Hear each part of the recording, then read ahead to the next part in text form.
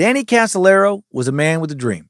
He'd been a writer for most of his life and was able to make a full-time career out of it, but barely. He was in his early 40s, and he still wasn't where he wanted to be. He was an exceptionally curious man, an intelligent and ambitious man, and he wanted to do something he felt was truly important. He wanted to make a name for himself as a serious, respected investigative reporter. The opportunity he was looking for seemingly fell into his lap in the summer of 1990, but it wouldn't appear to be that opportunity right away. A former colleague told Danny about a strange legal battle between a software company called Inslaw and the Department of Justice. Danny contacted the owner of Inslaw, Bill Hamilton, and the two men discussed some serious allegations against the government. Hamilton accused the Department of Justice of a major theft that cost him millions and millions of dollars and drove his company into bankruptcy. As it turns out, this Inslaw case was just the tip of the proverbial iceberg for Danny Casolaro. Bill Hamilton was the key that opened the door to a world of not somewhat boring legal battles over who owed who money, but instead a major conspiracy. Who really pulls the strings in the U.S. government? Is there actually a shadowy cabal resting behind our elected officials, and are members of this cabal the real decision makers, the real puppet masters? And are the strings they're pulling being pulled mainly for good or for greed? Over the next year, Danny would meet a fascinating and mysterious cast of nefarious characters allegedly involved in government conspiracies and some of the biggest scandals in U.S. history, including the Iran hostage crisis, the 1990 election scandal, and the Iran-Contra affair. He learned about secret deals, secret weapons development, production and sales, illegal international and domestic intelligence operations, and several unsolved murders. Getting too close to the truth seemingly had led to a lot of suspicious deaths. As Danny met new sources, he started making new connections and uncovering new conspiracies. Danny started calling these interconnected conspiracies the Octopus, believing that a high-ranking government official, generally in the intelligence game, was connected to each tentacle. Danny became obsessed with unmasking what he considered the truth, pursuing leads full-time, and putting himself in dire financial straits and dangerous situations to gather more and more titillating information. Roughly a year into his investigation, in the summer of 1991, he felt like he was on the verge of a major breakthrough, that he was about to crack the biggest case in the U.S. in the 20th century. He arranged a meeting with a source who was supposed to give him the last piece of information he would need to tie everything together, get the book deal he was hoping for, and go public with his work. The results of this meeting, if it even ever happened, are unknown. Right after telling friends and family he was on the verge of connecting all the conspiracies he was investigating, Danny Casolaro was found dead in a hotel room in Martinsburg, West Virginia, on August 10, 1991. His wrists had been gruesomely slashed over and over and over, and the police immediately assumed his death was a suicide. But Danny's family and friends strongly insisted he had been murdered. In the weeks leading up to his death, he had received multiple threatening phone calls. Danny had even warned his brother days before he died that if something happened to him, it would definitely not be an accident. Was Danny Casolaro killed because he got too close to the truth? Because he was about to expose decades of shady dealings by intelligence operatives connected all the way up to the highest members of the Whitehouse? In this episode, we'll follow Danny's entire investigation from beginning to end, learning what he uncovered about multiple government conspiracies, getting to know Danny's sources, and covering the final days of Danny's life in this week's Conspiratorial. Putting my tinfoil hat on doesn't feel all that crazy with this one. I think we may have finally found another conspiracy I actually believe could definitely be true. Uncle Sam is certainly not always your friend, and might be, in fact, your murderer, if you look like you might spill some of his most secretive and profitable tea edition of Timesuck. This is Michael McDonald, and you're listening to Timesuck. You're listening to Timesuck.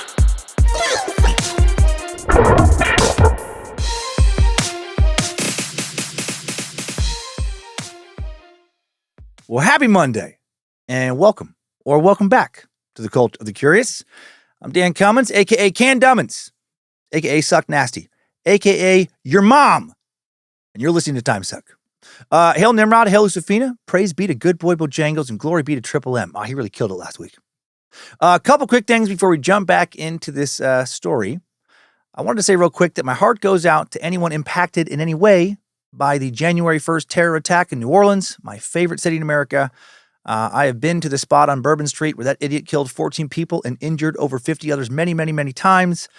Glad that guy's dead. Fuck that moron.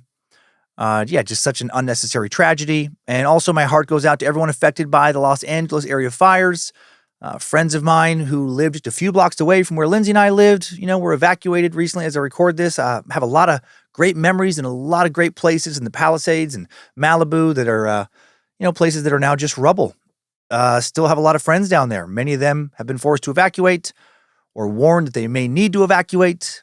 None of them have lost their homes as I record this, but most of them have known people who have. We are donating to the Greater New Orleans Foundation this month to help with relief efforts there and to an LA fire-related charity next month. And sorry, I don't have the exact details right now, but I wanted just to say that in this episode. Also, while I'm not touring this year, I am going to do a couple stand-up shows in Nashville, Tennessee for the Nashville Comedy Festival at Zany's Comedy Club, April 11th and 12th, just 3 shows. If I'm lucky enough for them to sell out, I will not be adding new shows. Just with the festival, all the shows are already filled, so it's just going to be those 3. If you want to come, please do. Going to invite some friends. It's going to be a lot of fun. Go to the website for Zany's in Nashville. Just click on their calendar. Head to April 11th and 12th. Grab some tickets before they're gone. I think it's going to be a real good time. And that's it. Okay, Meat Sacks. Do you like a good spy movie? A good conspiratorial thriller? I do. If you do, you're going to love this episode. I loved going over this research. The first day I went over Olivia's notes on all of this, it was a Sunday, and I'd planned to spend, 2, maybe 3 hours glossing it all over. Then I'd really dig into it the next day on Monday when I started the week for real. Well, started around noon, ended up staying up until 1 in the morning. Just continually working on this because I couldn't stop. I was just fucking intrigued. Could not stop. I wanted to go over it all, find out what happened, how it ends. I was opening new tabs on my web browser every few paragraphs. I just couldn't believe some of the shit was real, that I hadn't heard about it before. Luckily, Lindsay was busy. Kids were with their mom and stepdad. And so, it ended up being a good day for me to work extra. But I found all this, fascinating.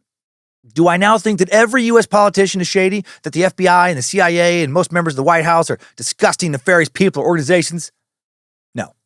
But I already thought the CIA, I guess, DOJ, not FBI with this one, had people in these organizations certainly capable of doing evil shit. And at times, these organizations have for sure done evil shit that is not aligned with any reasonable or rational argument for national security or the best interest of the American people. I already thought before this episode that certain power players in organizations like the CIA and that various high-ranking elected officials working with these organizations all the way up to certain presidents had sold their souls to oil, big pharma, those CEOs, military-industrial complex power players, so they could have a bunch of blood money put into their pockets. So they could drink the finest drinks, drive the fastest cars, anchor their yachts outside the world's most exclusive clubs, and catch the eyes of the most beautiful, opportunistic gold-digging girls. Or some variation of that. People selling their souls for big piles of money and influence and sex is nothing new. One of the world's oldest stories. After looking into all of this, a lot of my most cynical pre-existing beliefs about our government were definitely strengthened. I truly believe that money makes the world go round, and that there's nothing, and I mean nothing, that certain people will not do in the name of greed and a thirst for greater and greater power. There are bad apples in every sector of life, including the highest ranks of the government. There are also people who are righteous and truly want to serve their constituents, but there are others who are selfish and soulless and only want to serve themselves. And I think that Danny Casolaro was uncovering a lot of dirt on a lot of powerful people of that second variety, and I do think he was killed before he was able to go public with the information he was putting together. Wealthy and powerful people who become wealthy and powerful primarily because all they really crave is wealth and power, and they're willing to do whatever the fuck they need to do to get it, to keep it. What will those people do to someone who they feel is a threat to that wealth and power? Well, in my mind, easily they will eliminate them. They'll try, at the very least. I mean, won't they? I mean, you might not do that. You might not want to believe that they would do that, but maybe that's why you're not wealthy and powerful. You're actually nice. You have a soul, a conscience, good moral code. To me, it is not conspiratorial to believe that members of our own government would kill innocent citizens rather than risk being exposed and possibly be incarcerated. It's just logical. It's human nature. So let's dig into this.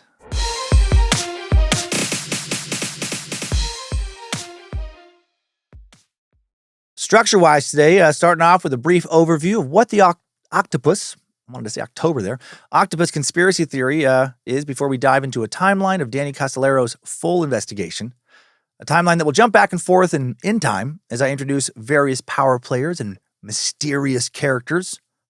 When Danny Casolaro, a freelance writer and author, started looking into a tech company's contract dispute with the Department of Justice, he couldn't have had any idea that he was going to uncover a worldwide conspiracy involving officials in the U.S. government, including the president. Danny Casolaro was an ordinary man. Before he became involved in the world of conspiracy, he owned a trade publication called Computer Age, which covered software and the computer industry. He'd been doing that for about a decade. When Danny decided he wanted to get back into journalism, one of his colleagues suggested that he should cover a developing story about a dispute between the U.S. Department of Justice, the DOJ, a federal executive department that oversees the domestic enforcement of federal laws and the administration of justice, headed by the U.S. Attorney General, and Bill Hamilton, the founder of a little-known tech company called Inslaw. After speaking to Hamilton, Danny allegedly discovered connections between Inslaw and the 1980 presidential election in which Ronald Reagan was the victor. If true, these connections involved a major conspiracy theory in American politics. A scandal that would shake the entire country's faith in government, especially back in the early 90s when Danny was looking into all of this, when I think, more people had faith in government. Danny's investigation, the conspiracy he was chasing, and his suspicious death was presented in an episode of the original Unsolved Mysteries back in the early 90s. Man, I missed that show. Robert Stack, what a fucking legend. That guy narrated the shit out of that show. Check out how he set up Danny Casolaro's story here. Danny Casolaro's strange odyssey began when he interviewed Bill and Nancy Hamilton, the owners of a computer software company called Inslaw. First of all, when was the Promise software developed and what was it for? Well, there's a big need for this kind of software. The Hamiltons had developed a powerful program called Promise that they claimed revolutionized information management by law enforcement agencies. Okay, getting ahead of myself there a little bit with the story. His voice was so perfect for that show. And just the way it was scored, right? The ominous music, the piano there, just the little minor chords and stuff. Robert Stack and that music could have sucked me into an episode about some dumb story about a guy who paid $4.99 for a dispenser of hand soap that should have cost $3.99. But when he confronted the manager about the price mix-up, the guy refused to refund him the extra $1. July 27th, 1993. Santa Fe, New Mexico. When Roger Gonzalez left the Lucky Pantry convenience store on the corner of North Guadalupe and West Alameda Streets, alarm bells went off in his head regarding how much he'd paid for a 12-ounce dispenser of Dial antibacterial hand soap. He could have sworn he should have paid $3.99 instead of $4.99. He walked back into the store, confirmed that the price was indeed $3.99 based on the price display on the shelf. But according to his receipt, he paid $4.99. And the soap did have a sticker on it for that price. He knew it had clearly been mislabeled, and he approached the store manager, Todd Weaver. Todd said that the sticker price was correct, not the price listed on the shelf. But then Roger grabbed a copy of the local paper with an advertisement for the Lucky Pantry, clearly stating that the soap was supposed to be $3.99. When confronted with this new evidence, Todd simply shrugged. He didn't give Roger his $1. When Roger said he would call the police if Todd didn't make things right, Todd laughed. He shrugged again. Roger now wondered, what is Todd hiding? And now so do we. Join me. Perhaps you hold the crucial clue that will solve tonight's unsolved mystery. Oh, fucking Todd! Oh, Todd, God damn it! What are you hiding? Sorry, I won't have tons of distractions today as we get into the weeds. I would have loved to have hosted that show though. Oh man, holy shit! Anyway, as Danny dug further, after meeting Inslaw founder Bill Hamilton, he found more and more connections to shady shit and came up with a list of 8 people who all seemed to be connected to major scandals, conspiracies, murders, and other serious crimes. Danny started calling his investigation and the conspiracy his investigation was looking into the Octopus. Pretty dope name for a conspiracy. Sounds like something straight out of a Bond movie. A government official or intelligence operative seemed to be at the head of each tentacle. Danny became obsessed with his investigation, dedicating almost every waking moment to research, writing, and meetings with sources. He was working on a major expose piece that he felt would show the American public what was really going on behind the scenes in our government. One of his main contacts was a very mysterious man named Michael Riconoscuito, described as a, quote, brilliant computer programmer with alleged ties to extremist political movements. This guy's something else. Very excited for you to meet him. More like a movie character than a real person. Michael seemed to have a hand in many of the tentacles of the Octopus. By August of 1991, Danny felt like he was on the edge of breaking the whole story. He believed he was nearly ready for publication, and he made plans to meet what was supposed to be one last source in Martinsburg, West Virginia. That source was going to reveal, Danny thought, the last piece of the big puzzle. Danny called this source the head of the Octopus, and he left home on August 8th. About 2 days later, August 10th, 1991, Danny was found dead in the bathtub of his hotel room. Wrists had been deeply slashed, as I mentioned. Based on a note he had left behind, the police assumed he had died of suicide, or someone got to the police and told them to say that they assumed that. Danny's family and friends immediately refused to accept this conclusion.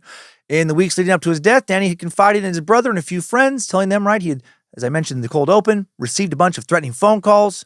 Others would later testify they also heard some of these threats firsthand, or were even threatened themselves. He told his brother specifically that if anything happened to him during his trip to his visit his final source, it was not going to be an accident. Was Danny Casolaro killed because he actually was close to finding out the truth and exposing murders and corruption within the U.S. government? Photojournalist Christian Hansen believes so. How many times do you think Christian Hansen has been called Chris Hansen? Hail Nimrod. Isn't that what Chris Hansen said on his Timesuck episode? Anyway, over 20 years later, Christian, not Chris Hansen, decided to pick up where Danny left off, continuing his research, meeting some of Danny's main sources. Hansen's friend, film director Zachary Treitz, recorded this journey to find the truth. Their research was recently released on Netflix in the 2024 docuseries American Conspiracy: The Octopus Murders. Both Danny's original research and Hansen's continued efforts will be referenced during today's timeline, as the two journalists are now forever connected in this story. And now enough teasing. Time for the full Monty, or total penetration or something. Let's begin our timeline of the life and research of Danny Casolaro, where we will discuss the Octopus conspiracy and all the main players in this case.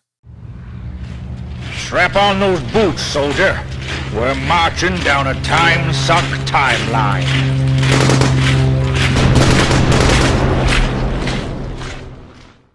Joseph Daniel Casolaro was born on June 16, 1947.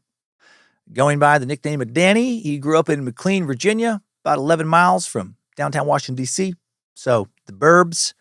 McLean classified as an unincorporated community and census-designated place in Fairfax County, Virginia, part of the Washington, D.C. metropolitan area, and a whole bunch of military officials and government employees and probably a few Illuminati power players live and have lived there.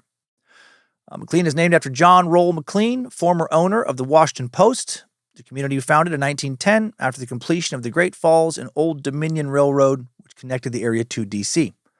And in 2020, the population, a little over 50,000. Back in 1947, about 7,000. So just a little less congested when Danny Boy grew up there. Danny's upbringing in a community full of government officials, many of whom were working on Cold War projects that were classified, very likely influenced his later interest in conspiracies. He grew up one of 7 children and was his parents' eldest son. His parents were Dr. Joseph Daniel Casolaro and Frances Phyllis Biaso Casolaro.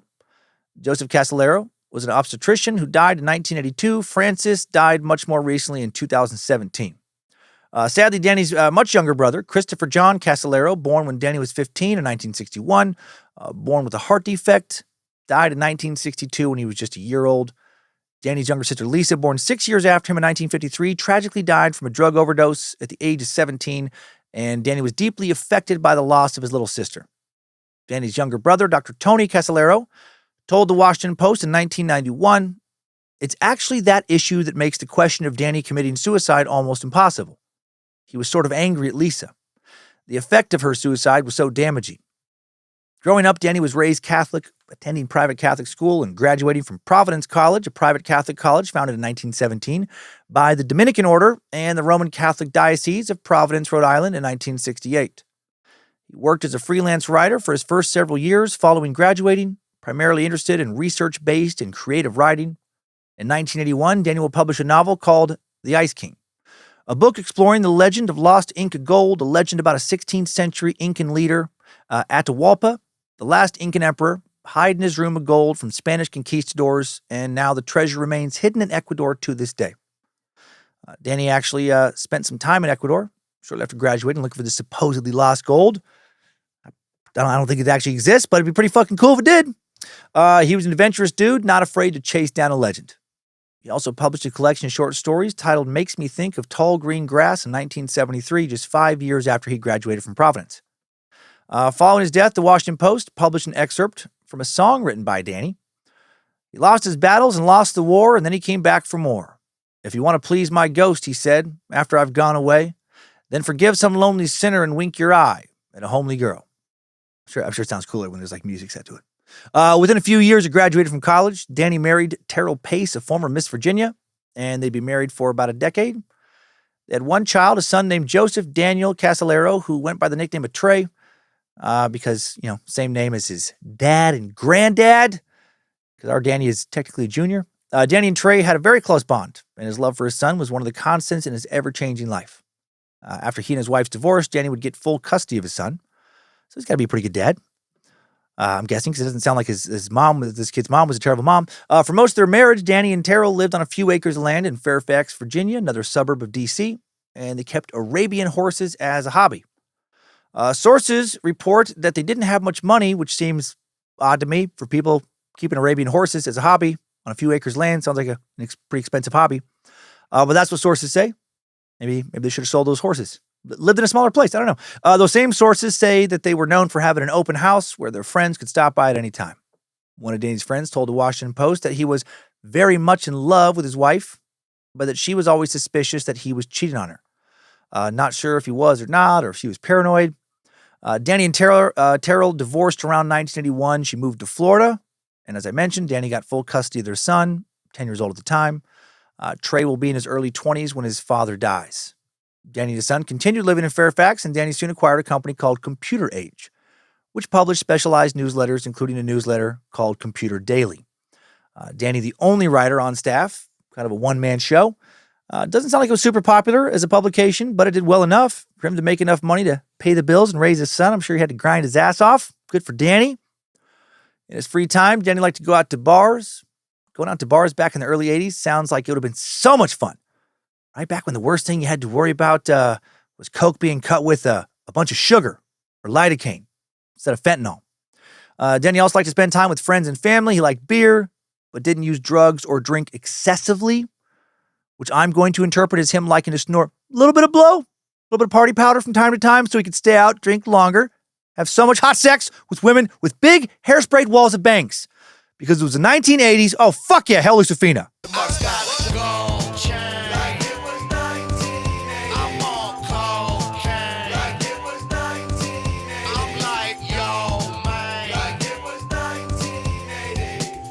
Seem that way to me and tell your girl to stop paging me. Oh, hell Lucifina again. I haven't thought about that Dirt Nasty song in a long time. Oh, man, Simon Rex, he killed it with that shit for a while. Why did synthetic opioids have to come around and take so much of the fun out of irresponsible drug use? Danny liked listening to music by Tom Waits and Randy Newman. Liked to read Ernest Hemingway. I like this guy. Right? Tom Waits, not for everybody. I don't love him like his truly dedicated fans do, but I respect how unique he is. Dude is definitely an artist. Tom Waits threw down some Calliope, the Devil's Organ, on his critically acclaimed Blood Money. Why do I keep wanting to say Bloody? Bloody Money. That doesn't sound nearly as cool as Blood Money. On his Blood Money album. Give it a listen right before you go to bed if you haven't had a good nightmare in a while. Here's a bit of his song, Misery is the River of the World, from the album. You have to hear this.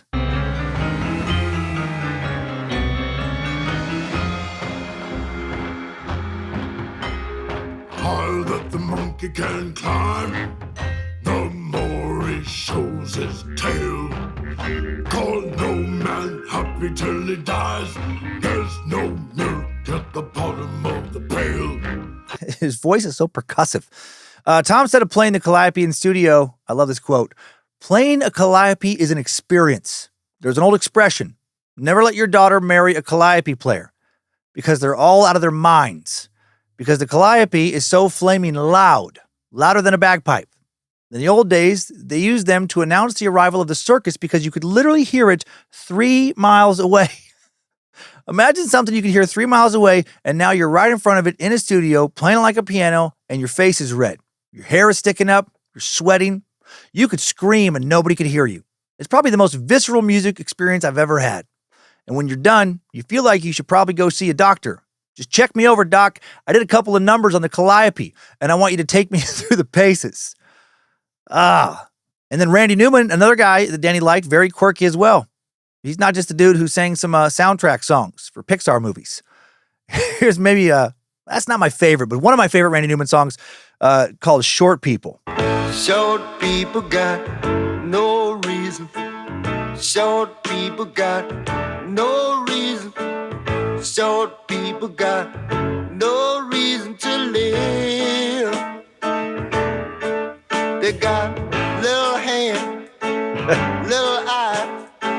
They walk around telling great big lies. They got little nose, tiny little teeth. They wear platform shoes on their nasty little feet. Well, I don't want no short people. Don't want no short people now. Don't want no short people around here. So this is the kind of shit that Danny Casolaro liked, right? Not top 40 pop, not mainstream R&B. He wasn't listening to what everyone else was listening to. He was artsy. He was quirky, an eclectic, adventurous, curious dude, marched to the beat of his own drum. Someone not afraid to go against the grain. Danny was also known for his sociable personality and his kindness. He had the ability to make just about anybody feel special. He would invite people who were going to be alone during the holidays over to his house, right? Feed them, give them company. Said to never have been a gossip. Kind of guy who never made a joke at anyone else's expense. One friend told the Washington Post, "You're going to find 50 people who come up to you and say, I was his best friend." That's how Danny made people feel. I love that, man. It's a special kind of person that can do that. Arthur Weinfeld, a retired NSA employee and one of Danny's friends, described how Danny was strategic in how he established relationships, saying, "Danny collected people that were interested in music and writing. Danny started dating a woman named Wendy Weaver. Several years after his divorce in 1985, they met at a party. Afterwards, Danny sent her roses with an anonymous note that said, 'Possibly yours.' She would describe Danny after his death as compassionate, caring, and upbeat. They moved in together, but Wendy left a couple years before Danny died because she felt like he just couldn't fully commit to her. But they did continue to see each other after she moved out. They remained friends. Seems like Danny's real love towards the end of his life was his work. His true passion became investigative journalism. Over the years, often for little or no money, he researched topics such as the Soviet naval presence in Cuba, Castro's intelligence network, how China smuggled opium into the U.S. He wanted to break a big story, something about how the U.S. government wasn't as noble as it seemed. In his resume, he wrote that he participated in some of the most important investigative efforts of the last 20 years for newspapers and scientific journals. While some of his research didn't lead to anything that the public would ever see, many of his stories did appear in magazines, with small circulations, like Home and Auto, El Dorado News Times, Media Horizons. Not exactly publications known for publishing the nation's most hard-hitting investigative journalism. The Washington Post wrote about his work. By many conventional measures, Danny Casolaro was not a success. His career in journalism was undistinguished. His attempt at entrepreneurship did not pay off. Being in debt was more the rule than the exception. He published a novel which he apparently paid a vanity press to print. But he paid his bills, raised his kid, did what he loved. I respect that. Danny sold Computer Age Publications in 1989. His ex-girlfriend, Wendy, said he wasn't the best businessman and didn't make as much as he had hoped from the sale because the buyer was a good negotiator. Danny then briefly worked for the new owners of Computer Age, but then left the company in early 1990. Wendy recalled that he didn't like being an employee, probably especially not since the company he worked for was the company he had owned. That had to have been weird. And he felt like he had been forced out of his job. Following this, he was looking for a new job and updated his resume to say he was seeking, quote, a challenging and rewarding executive position managing a media operation. But while he waited for that job to materialize, Danny decided to get back into what he really wished he could make a living doing, his true passion of investigative journalism. And Terry Miller, a former colleague at Computer Age, suggested he look into the inslaw case since he had experience writing about the tech industry. Terry had no idea what he was nudging Danny into. Danny Casolaro started researching the inslaw scandal in the summer of 1990. Inslaw was based at the time in St. Louis, Missouri. The Institute for Law and Social Research, aka Inslaw, was founded by Bill and Nancy Hamilton. Inslaw was originally a nonprofit company that pioneered computerized case management systems for criminal justice agencies. The Hamiltons and their team created some powerful organizational software called PROMIS, PROMIS, Prosecutors Management Information System, which was funded by a Law Enforcement Assistance Administration grant in the 1970s, making the software public domain, something not protected by intellectual property laws such as copyright, trademark, or patent laws, as opposed to proprietary software. When PROMIS was first created, it was the most powerful program of its type in the world. According to Wired magazine, always love Wired as a source, by the way. They do great shit. Anyway, according to Wired magazine, quote, PROMIS can provide a complete rundown of all federal cases in which a lawyer has been involved, or all the cases in which a lawyer has represented defendant A, or all the cases in which a lawyer has represented white-collar criminals, at which stage in each of the cases the lawyer agreed to take a plea bargain, and so on. Based on this information, PROMIS can help a prosecutor determine when a plea will be taken in a particular type of case.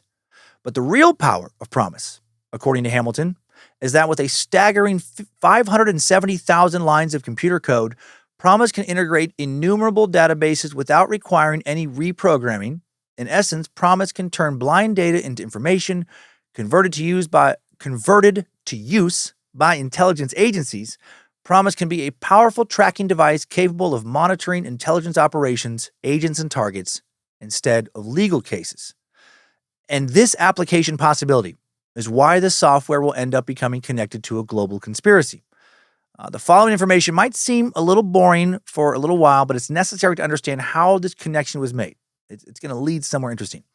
Inslaw's grant ran out in 1981, and at that point, the Hamiltons decided to transition into a for-profit company and to develop copyrighted software. And to reiterate what I just mentioned, the now for-profit company did not own the public domain version of PROMIS because it was developed with government money. Inslaw funded a major upgrade with its own money now so they could claim ownership of the new enhanced version of the software. This is key for this big lawsuit that's going to happen. Around this time, the U.S. Department of Justice decided it needed to completely computerize its case management system, right? This is the early days of people, going to computer databases, the very early days of, people starting to lean more on computers. And in March of 1982, Inslaw won a $9.6 million contract from the Department of Justice to install the public domain version of PROMIS in 20 different U.S. attorneys' offices as part of a pilot program. If successful, PROMIS would then also be installed in federal prosecutors' offices around the U.S. And Hamilton said the market for complete automation of the entire U.S. federal court system would be worth about $3 billion. Hamilton sent the DOJ a letter outlining his company's decision to privatize PROMIS. His letter asked the DOJ to waive any proprietary rights it might claim to their new enhanced version of the software if they wanted that. And in a letter from August 11th, 1982, a DOJ lawyer wrote, to the extent that any other enhancements beyond the public domain PROMIS were privately funded by Inslaw and not specified to be delivered to the Department of Justice under any contract or other agreement, Inslaw may assert whatever proprietary rights it may have. According to Wired's article, Inslaw was originally contracted to provide the public domain version of PROMIS again, but then the DOJ demanded that Inslaw give them the new advanced version of the software in order to more effectively complete their contractual obligations, which makes sense, right? They want the best, latest, greatest version. They're paying a lot of money. Inslaw agrees to give them this new version on the conditions that the DOJ, A, recognize the company's proprietary rights to the enhanced software, and B, that the DOJ not distribute PROMIS beyond the boundaries of the contract, which would be the the U.S. Attorney's offices in the United States. The DOJ agrees. Inslaw then hands over the enhanced, proprietary version of Promise. Easy peasy, straightforward. What could go wrong? Well, once they have it in their possession, the DOJ now refuses to verify that Inslaw had created the enhanced software they had just received with company money.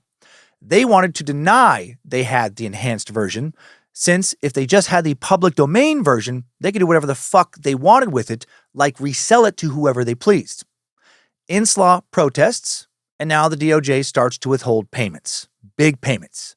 So now Inslaw is in a real shitty spot. They've already given the DOJ proprietary software that they were supposed to have been paid millions of dollars for, software potentially worth billions of dollars, and the DOJ is not paying them per their original agreement and will not be paying them for any new agreement since they're arguing that Inslaw doesn't even own their own software.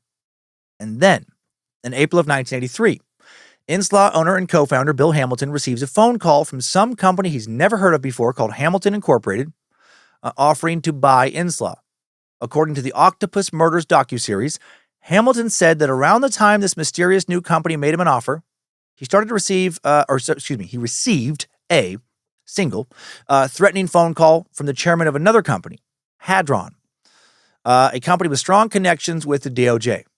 And when Bill told the man he was, talking to, he was not interested in selling, the price of the offer is never mentioned. The man said, quote, "We have ways of making you sell." So now naturally, Bill wants to find out who the fuck this guy is. Who's running this company? Who's trying to strong arm him out of the software the DOJ is, has stolen from him. He wonders if the DOJ is pushing this company to buy out his company so that his lawsuit will go away and the DOJ can make a new deal with Hamilton Incorporated, whoever they are. Bill researches Hamilton Incorporated, learns it is controlled by Earl W. Bryan, and Earl Bryan is a very close associate of the Ronald Reagan administration. Bryan he died in 2020 at the age of 78, a very powerful and seemingly very shady man. He was also the head of Info Technology, a company that owned major news outlets like the UPI, United Press International, Financial News Network, TLC, the Learning Channel, back when they were actually the Learning Channel. Earl Bryan was also a physician and a Vietnam veteran. He was once the youngest director of the California Health and Welfare Agency when Reagan was California's governor. At the end of Reagan's governorship, Bryan was involved in a scandal involving stolen computer tapes that had state welfare files on them. He resigned from Reagan's cabinet in 1974 to run for the Senate, but lost. He then joined the faculty at USC, the University of Southern California, and got into business. His first company, Xionics, was cited by the SEC for issuing press releases with greatly exaggerated information designed to fraudulently boost stock prices. 1980, Bryan formed Biotech Capital Corporation, a venture capital firm that invested in biological and medical companies. As mentioned, he also invested in news networks. After Reagan won the 1980 presidential election, Earl Bryan was appointed to a Whitehouse post to advise on healthcare issues. He reported directly to the presidential counselor and future U.S. Attorney General Edwin Meese, a position he would resign from amidst a scandal. In 1984, Bryan made the news because he was part of a federal investigation into Edwin Meese, who failed to disclose his financial interest in Biotech Capital Corp., controlled by Bryan. Years later, Bryan will spend 4 years in prison, convicted of conspiracy charges for inflating the value of Financial News Network and UPI in an attempt to secure big loans to shore up the companies. Like Bill Hamilton, Earl Bryan going to become a key player in the Octopus story. Back to the 80s now, when Inslaw is forced to declare bankruptcy due to not getting paid by the DOJ. On June 9th, 1986, Inslaw files a $30 million lawsuit against the DOJ in bankruptcy court. Former U.S. Attorney General Elliot Dixon, who resigned in the midst of the Watergate scandal in protest to President Nixon's order to fire Special Prosecutor Archibald Cox, Dixon and Cox agreed to help Bill Hamilton with his case. He believed Hamilton had been wronged and was being bullied by the DOJ. And in January of 1988, federal bankruptcy judge George F. Basin Jr. agrees and rules that the DOJ stole Inslaw by, quote, trickery, fraud, and deceit. What? A government agency stealing from private citizens? Oh, what? Oh, my God. No, not shocked at all. Judge Basin ordered the DOJ to pay Inslaw $8 million. Not 30, but okay, something. But the DOJ appeals the ruling and still isn't paying. Then a few months later, 1989, House Judiciary Committee Chairman Jack Brooks launches a 3-year investigation into the inslaw affair. In its report, the committee suggested that Edwin Meese and D. Lowell Jensen, former assistant and deputy attorney general, did conspire to straight up steal inslaw's promise software. So the U.S. attorney general and the deputy attorney general just fucking stealing. The report stated, and he's supposed to be the head of the fucking Department of Justice, right? Actually, like, how ironic, right? The report stated, quote, high government officials were involved. Several individuals testified under oath that inslaw's promise software was stolen and distributed internationally in order to provide financial gain and to further intelligence and foreign policy objectives. Actions against inslaw were implemented through the project manager, Brick Brewer, from the beginning of the contract and under the direction of high-level Justice Department officials. The evidence demonstrates that high-level department officials deliberately ignored inslaw proprietary rights and misappropriated its promise software for use at locations not covered under contract with the company. Damn. Right? Fucking government. At its finest, a benevolent and incredibly helpful institution that allows society to flourish, that provides safety, education, and opportunity for citizens to thrive. But at its worst, no better than a fucking drug cartel, or the mafia, or some other organized crime organization, just using its power to intimidate and steal from anyone unfortunate enough to fall under its purview. The report accused U.S. Attorney General Dick Thornburgh, who succeeded Attorney General Meese, of stonewalling congressional inquiries, turning a blind eye to the possible destruction of important evidence within the DOJ, and ignoring DOJ harassment of employees questioned by congressional investigators. On November 20th, 1990, this House Judiciary Committee asked CIA Director William Webster to determine if the CIA had the promised software. And on December 11th, Webster replied that the agency did not have it. However, a retired CIA official whose job it was to investigate the inslaw allegations internally told Wired magazine that the DOJ absolutely 100% gave the software to the CIA. They for sure had it, and they fucking knew they had it. Wait, what? The CIA? Lying about something? Also not even a little bit shocked. Inslaw's petition to the Supreme Court in October of 1991 to open a new case against the DOJ, alleging that the DOJ was involved in a broad conspiracy to drive Inslaw into bankruptcy so that Earl Bryan, the founder of that venture capital firm called Biotech, later Info Technology, could acquire Inslaw's assets, including its software promise. The petition is denied a review. A year after Danny Casolaro dies, the House Judiciary Committee will vote to adopt the original investigative report that the DOJ did fuck over Inslaw on August 11th, 1992. The report will ask new Attorney General William Barr to immediately settle the Inslaw claims, but they won't do that. Inslaw still won't get their fucking money because of more political wheelings and dealings that will just keep kicking this case down the road. As mentioned by the report, other countries were sold promised software illegally. Bill Hamilton found out that the Canadian government had and was using his proprietary version of the software when Canadian officials wrote to Inslaw asking them to translate promise into French. And he's like, well, I'm not going to do that because I didn't get any fucking money because I got fucked on this. The software was also given to Israel's government. The DOJ claimed they distributed the public domain version, but a former Israeli spy named Ari Ben Menashe will later claim they did in fact definitely have the upgraded version. Raphael Etienne, the chief of the Israel Defense Forces Anti-Terrorism Intelligence Unit, also admitted to viewing the upgraded Promise software in a trip to the U.S. in 1983. And federal court documents will reveal that Promise was stolen by the DOJ after Etienne's visit. Numerous affidavits indicate that Promise was given or sold to Israel and up to 80 other countries by Earl Bryan. It's complete and total bullshit that the DOJ never paid Inslaw, and it seems numerous attorney generals didn't do shit to right this wrong. They, in fact, just helped cover it all up, revealing a lot of corruption in the DOJ. Ben Menashe, that Israeli spy, said that other government departments in Israel had promised that it was pitched to them by our man Earl Bryan, the guy that threatened Bill Hamilton when he wouldn't sell it to Earl's Shell Corporation that was backed by the DOJ. Ben Menashe claimed, quote, I attended a meeting at my department's headquarters in Tel Aviv in 1987 during which Dr. Earl W. Bryan of the United States made a presentation intended to facilitate the use of the Promise computer software. Dr. Bryan stated during his presentation that all U.S. intelligence agencies, including the Defense Intelligence Agency, the Central Intelligence Agency, and the National Security Agency, right, the NSA, and the U.S. Department of Justice were then using the Promise computer software. Promise was a very big thing for us guys, a very, very big thing. It was probably the most important issue of the 80s because it just changed the whole intelligence outlook.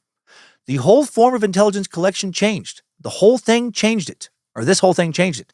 So this is big in the intelligence game. You're going to see why this is connected to conspiracy later. So why in the hell was Earl Bryan pitching the Promise software to foreign countries? Did he really just want to make some money upgrading other nations' intelligence agencies? No, it's not that at all. There's nothing benevolent about this. It's very nefarious. To understand what this is all really about, and it was never about helping other foreign nations, we have to go back to the events leading up to the 1980 presidential election. Again, this is going to continue to be a bit of a journey, but I promise it has a good payoff. In late 1979, then current President Jimmy Carter is running for re-election. R.I.P. to the Georgia peanut farmer who just passed away recently at the age of 215. He was actually only 100, but it was starting to feel like he might have been an immortal Highlander, some kind of ancient wizard. Ronald Reagan was the Republican candidate running against Carter. And on November 4th, 1979, the U.S. Embassy in Tehran, the capital of Iran, was invaded and occupied by Iranian students. 66 Americans were taken hostage, and they'll be held captive for over a year, 444 days. This will become known as the Iran hostage crisis. And from this crisis will emerge the infamous October surprise conspiracy theory. An October surprise is a phrase for any event that might influence a November election. The Iran hostage crisis was a major issue for voters during the 1980 election. According to this October surprise conspiracy theory, officials with Reagan's campaign made a secret deal with Iran to delay the release of the hostages until after the election. Why? To make Carter look like an ineffective president, or more ineffective, whatever, and to make Reagan look like a hero to start his presidency. To make one party look so much stronger than the other, so that this new party can put, the Republicans in this situation, can push through whatever legislation they want to push through, and also make key supporters loads and loads of money, I'm sure, through, this legislation going through. Also, if true, pretty fucking evil to toy with the lives of American hostages for nothing more than political gain.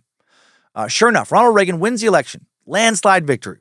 He receives 489 electoral college votes. Carter received only 49. He fucking got crushed. Minutes after Reagan concluded his inaugural address on January 20th, 1981, Iran announces the release of the hostages. And that's some pretty, interesting timing. A lot of people at the time thought the timing was pretty interesting. And by pretty interesting, I mean suspicious as fuck. And thus the October surprise conspiracy comes to be.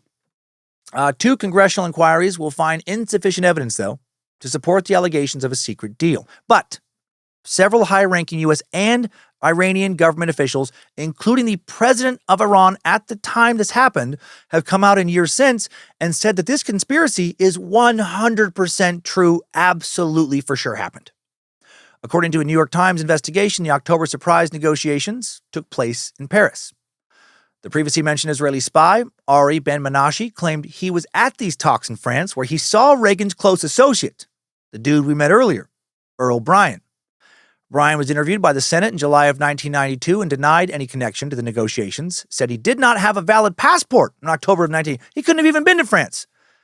However, per court documents and interviews, he told Canadian investors for a new company of his, Clinical Sciences Incorporated, that he would be in Paris during this exact weekend in question. A visit he seemingly would need a passport for, but also really, if you're flying on a private jet on behalf of a U.S. presidential candidate and former governor who looks like he's about to become leader of the free world or is just becoming the leader, you don't need a fucking passport. They're going to let you take the meeting. Get the fuck out of here with your weird, I didn't have a passport. I couldn't have gone there. In further support of this conspiracy theory, Ben Barnes, a former lieutenant governor of Texas, told the New York Times in 2023 that he not only knew about all of this, but he participated in this alleged conspiracy. Barnes' political mentor, Republican John B. Connally, former governor of Texas, lost the Republican primary to Reagan, but then decided to help Reagan with the hostage crisis in hopes that he would be appointed Secretary of State or Secretary of Defense. Barnes claimed that Connally took him to several locations in the Middle East to meet with regional leaders and asked them to not release the hostages before the election. After returning home, Connolly reported to William J. Casey, the chairman of Reagan's campaign and the future director of the CIA, to brief him about the trip. The investigation into the alleged October surprise conspiracy occurred during the inslaw case. Let's now transition back to the timeline of the inslaw lawsuit, and discuss how this tech company might have been connected to a secret and shady deal with Iran.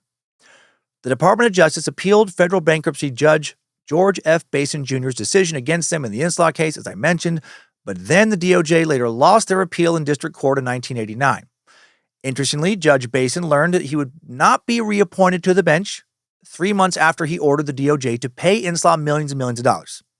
It's almost like he was being punished for not covering up the DOJ's shady dealings. Basin was the only federal bankruptcy judge removed from the bench that year. His successor was Martin Teal Jr., a DOJ attorney who argued the case for the DOJ in front of Basin. That's a weird fucking coincidence. 1990, Judge Basin testified before the House Judiciary Committee, quote, "No doubt that the Justice Department itself did manipulate the appointment process." The government now went to the Washington, D.C. Circuit Court of Appeals, and in May of 1991, that court threw out the case with inslaw on procedural grounds, ruling that the dispute never should have gone to a bankruptcy judge, and therefore the DOJ would not, after all that, ever have to pay inslaw. The ruling came one day before a deadline, which would have forced the DOJ to release copies of all Promise software back to Bill and Nancy Hamilton. In October of 1991, the Hamiltons took their case to the Supreme Court now, but the Supreme Court declined to review it. So the Hamiltons got bent over and raw dog motherfucked by Uncle Sam. Backing up a little over a year, Nancy and Bill Hamilton connected the inslaw case to the October surprise theory after they received a phone call from a mysterious man named Michael Riconoscuito on May 18th, 1990. Riconoscuito is perhaps the most important person in this entire story. He seems to be involved in every Octopus conspiracy in some way. Mike told the Hamiltons that he, and again, Earl fucking Brian, traveled to Iran together in 1980 to pay Iranian officials $40 million to keep the hostages until after Reagan's election. Let's learn more about Mike now. Michael Riconoscuito, born December 29th, 1948, considered an electronics and computer wizard, like fucking genius by a long ways. He was a high school prodigy. At the age of 16, he worked with Nobel laureate Arthur Schawlow at Stanford, both experimenting with laser technology at the time. When he was 24, Mike was arrested for manufacturing both LSD and PCP.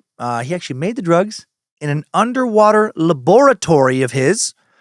Fucking love this guy. Cooking up acid in an underwater lab in the 1960s.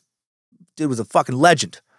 I guess he's still alive. Is a legend. Before moving forward, speaking of underwater, when he was just 12 years old, the Tacoma News Tribune and Ledger, Mike grew up in Tacoma, Washington, called Mike a modern Da Vinci in a 1960 article describing a phone network he established for himself and 13 friends in Tacoma. Some experiments he conducted with underwater microphones and plant cognition, an intercom system he developed in his home, and a radio class he helped teach at a local YMCA.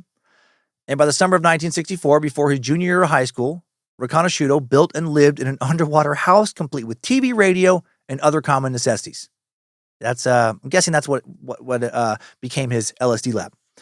I've read the old newspaper articles, and this guy legit just off the charts smart and fucking weird. Love it so much. He would serve 2 years in federal prison for cooking up his underwater acid. But because he is literally a genius, and again, by a long ways, Mike's criminal past did not seem to hurt his future career prospects. In fact, U.S. officials reportedly desperately wanted to work with him because of his unique understanding of chemistry, laser physics, and computer software.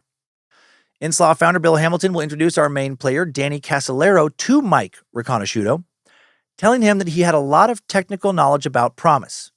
And through his discussions with Michael, Danny will learn about alleged connections between the Promise software and Reagan associate Earl Bryan. Michael told Danny that the Promise scandal started when Reagan won the 1980 election. Michael will tell Danny that what we just learned, that he and Earl Bryan traveled to Iran, 1980, paid $40 million to keep the hostages until after the election. And according to Michael, Earl Bryan wanted to get paid for doing that since he, helped Reagan, win this election. He claimed that his payment was source code for the Promise software. Earl Bryan then brought Promise to Michael, presenting it as a secret intelligence operation. And now, dear meat sacks, now we learn how this software connects to a global conspiracy for real. Michael said he was asked to modify the existing Promise software and develop and install a secret trapdoor hidden in those thousands and thousands and thousands of lines of code. Michael explained that a trapdoor is a function that a third party can use to break into a system. Allegedly, the DOJ wanted to sell Promise to foreign governments with that secret trapdoor installed, so then they would have free fucking reign to spy on them, gather any and all of the intelligence they were gathering. Let me hit this button again. Right, doing that to our allies. That's fucking huge. This is allegedly why the software was so important to the DOJ. Imagine a government, just any government, having secret access to the intelligence efforts of over 80 nations around the world, allies and enemies alike. You give or sell this shit to your allies, maybe leak it out so enemies can, steal it. And these enemies don't understand in the early days of computer databases that you will be able to hack into their systems, right? In the early days of the internet, siphon out all sorts of, really important information. Who their spies are, what their spies are doing, what they're doing in your country, what they're doing around the world, exactly where they are at this moment so you can fucking catch them. What their spies know about your government in your covert operations. You get to know about any covert operations these other nations are engaging in. This is why the DOJ wanted this so badly. This is why they didn't want inslaw to be able to access it or sell it anymore. They didn't want them to find out they had modified it. They didn't want them trying to sell a non-modified version to some foreign government. Michael claimed he did not have a complete list of where the software was distributed, but he did know that the first package went to Canada. And as we know, inslaw discovered that the software was illegally distributed to Canada when Canadian officials contacted them and said, hey, can you translate this into French? This seemingly proved to Danny that Michael was not a liar. Not about everything, at least. Inslaw founder Bill Hamilton was recorded saying, fucking Riconoscuito is telling the truth.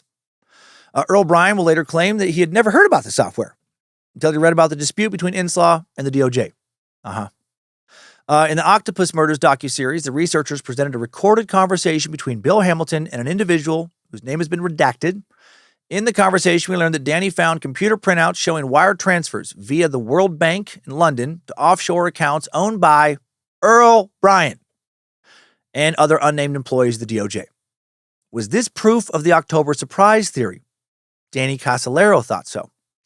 They thought they were, using that World Bank and money, made from the software to fund this, to give the, people holding the hostages the millions of dollars they needed.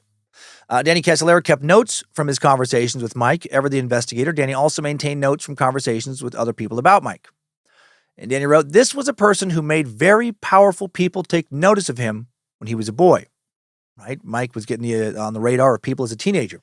In his writings, he called Mike the Danger Man. And that title seems accurate. As we will see in this timeline, several people associated with Michael Riconoscuito, including Danny, will die under very suspicious circumstances. In his coverage of the case, author and journalist David Korn wrote for The Nation. Korn is a pretty funny last name. No offense to anybody with the last name of Korn, but Mr. Korn, it's pretty funny. Anyway, he wrote for The Nation, a monthly magazine covering political and cultural news, opinion, and analysis, founded in 1865.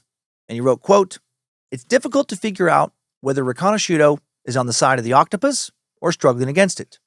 It's equally tough to distinguish his facts from fiction. He is a familiar type to journalists who cover national security scandals. The spook defector, someone who has worked in the field of intelligence or weapons dealing and then leaves.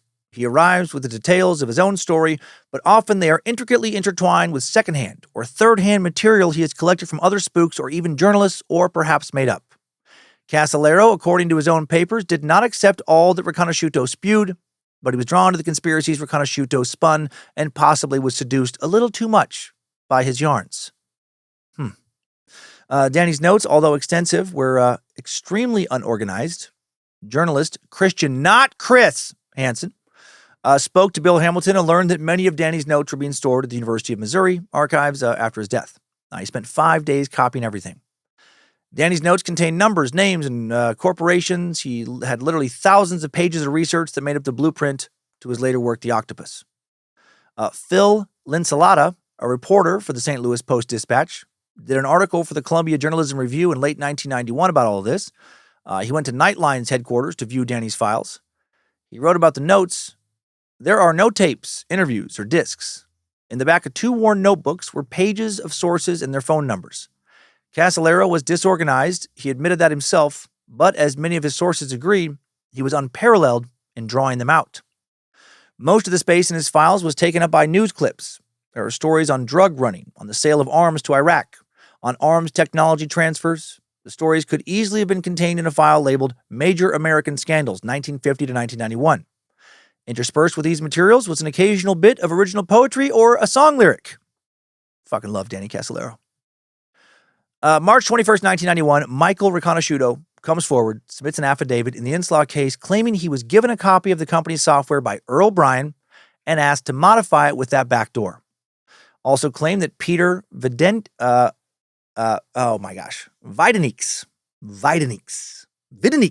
there we go, probably Videnix. Peter Videnix, a DOJ official, called him in February and said, or I guess threatened, that if he cooperated with the congressional inquiry into the scandal, he would be in legal trouble.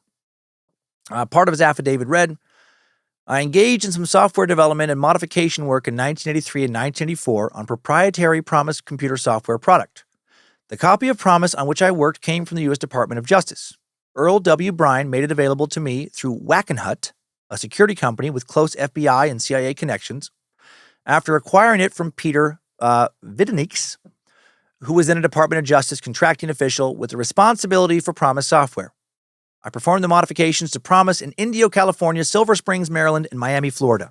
Lawyers for Earl Bryan and Peter Videnix will deny his allegations, which is exactly what they would do if the allegations were false, but it's also exactly what they would do if the allegations were true. 8 days later, March 29th, 1991, Michael Riconoscuito was arrested by the DEA in Tonasket, Washington, and charged with distributing methamphetamine and methadone. Fucking meth! And methadone. This dude's like a real-life Walter White combined with some over-the-top spy thriller character. Mike was arrested with 2 local men who had just sold him computer equipment. They were, quote, known drug users. After his arrest, Mike called Danny Casolaro, told him that he had 3 tape recordings of this threatening conversation with Peter Videnix on his person. He claimed 2 of them were confiscated, according to the Washington Post. In the Netflix docuseries, the team discusses Mike's tapes. Mike said he threw at least one of the tapes over a bank and that he wanted Danny to go find it. Danny spoke to his brother Tony about this, told him he suspected the drug charges were fake, a cover for something else. They were framing him. Danny flew out to Seattle to find the missing tape. Mike called him, gave some cryptic directions. Why was he cryptic? Maybe because he was fucking with Danny. Or possibly, I think maybe more likely, he was worried that government officials were listening in on their conversations. By the end of the week, it seemed like Danny had searched much of the entire Puget Sound area, and he no longer believed Mike was telling the truth when he couldn't find the tape. He met him in jail, told him he didn't think the tape ever existed. And that pissed Mike off, and Mike would withdraw from him after this. Riconoscuito was later sentenced to 30 years in prison. Before these 2 essentially parted ways, Mike had drawn Danny into another deep conspiracy. To discuss this new tentacle of the octopus, we'll have to go back in time, once again, to the early 80s. Back in the early 1980s, Mike Riconoscuito was working as the research director of a weapons design project for the U.S. military at the Cabazon tribal reservation near Indio, California. Mike claimed that he worked on some of the modifications to the Promise software at the Cabazon reservation. Indio is located in California's Coachella Valley. Still have never gone to that Coachella Music Festival, and I am annoyed by that. Cabazon Band of Mission Indians owns one of 2 casinos in the area. Mike explained to Danny that the reservation is classified as sovereign territory, meaning there are issues with law enforcement jurisdiction, and that made it the perfect place for covert government operations. Mike claimed he was working with the Wackenhut Corporation, a big private security company. Wackenhut has since been renamed G4S Secure Solutions. It's an American and British-based security company and a subsidiary of the big international security company G4S Global. According to the Octopus murderous team, Wackenhut was in charge of top secret operations involving nuclear plants and also Area 51.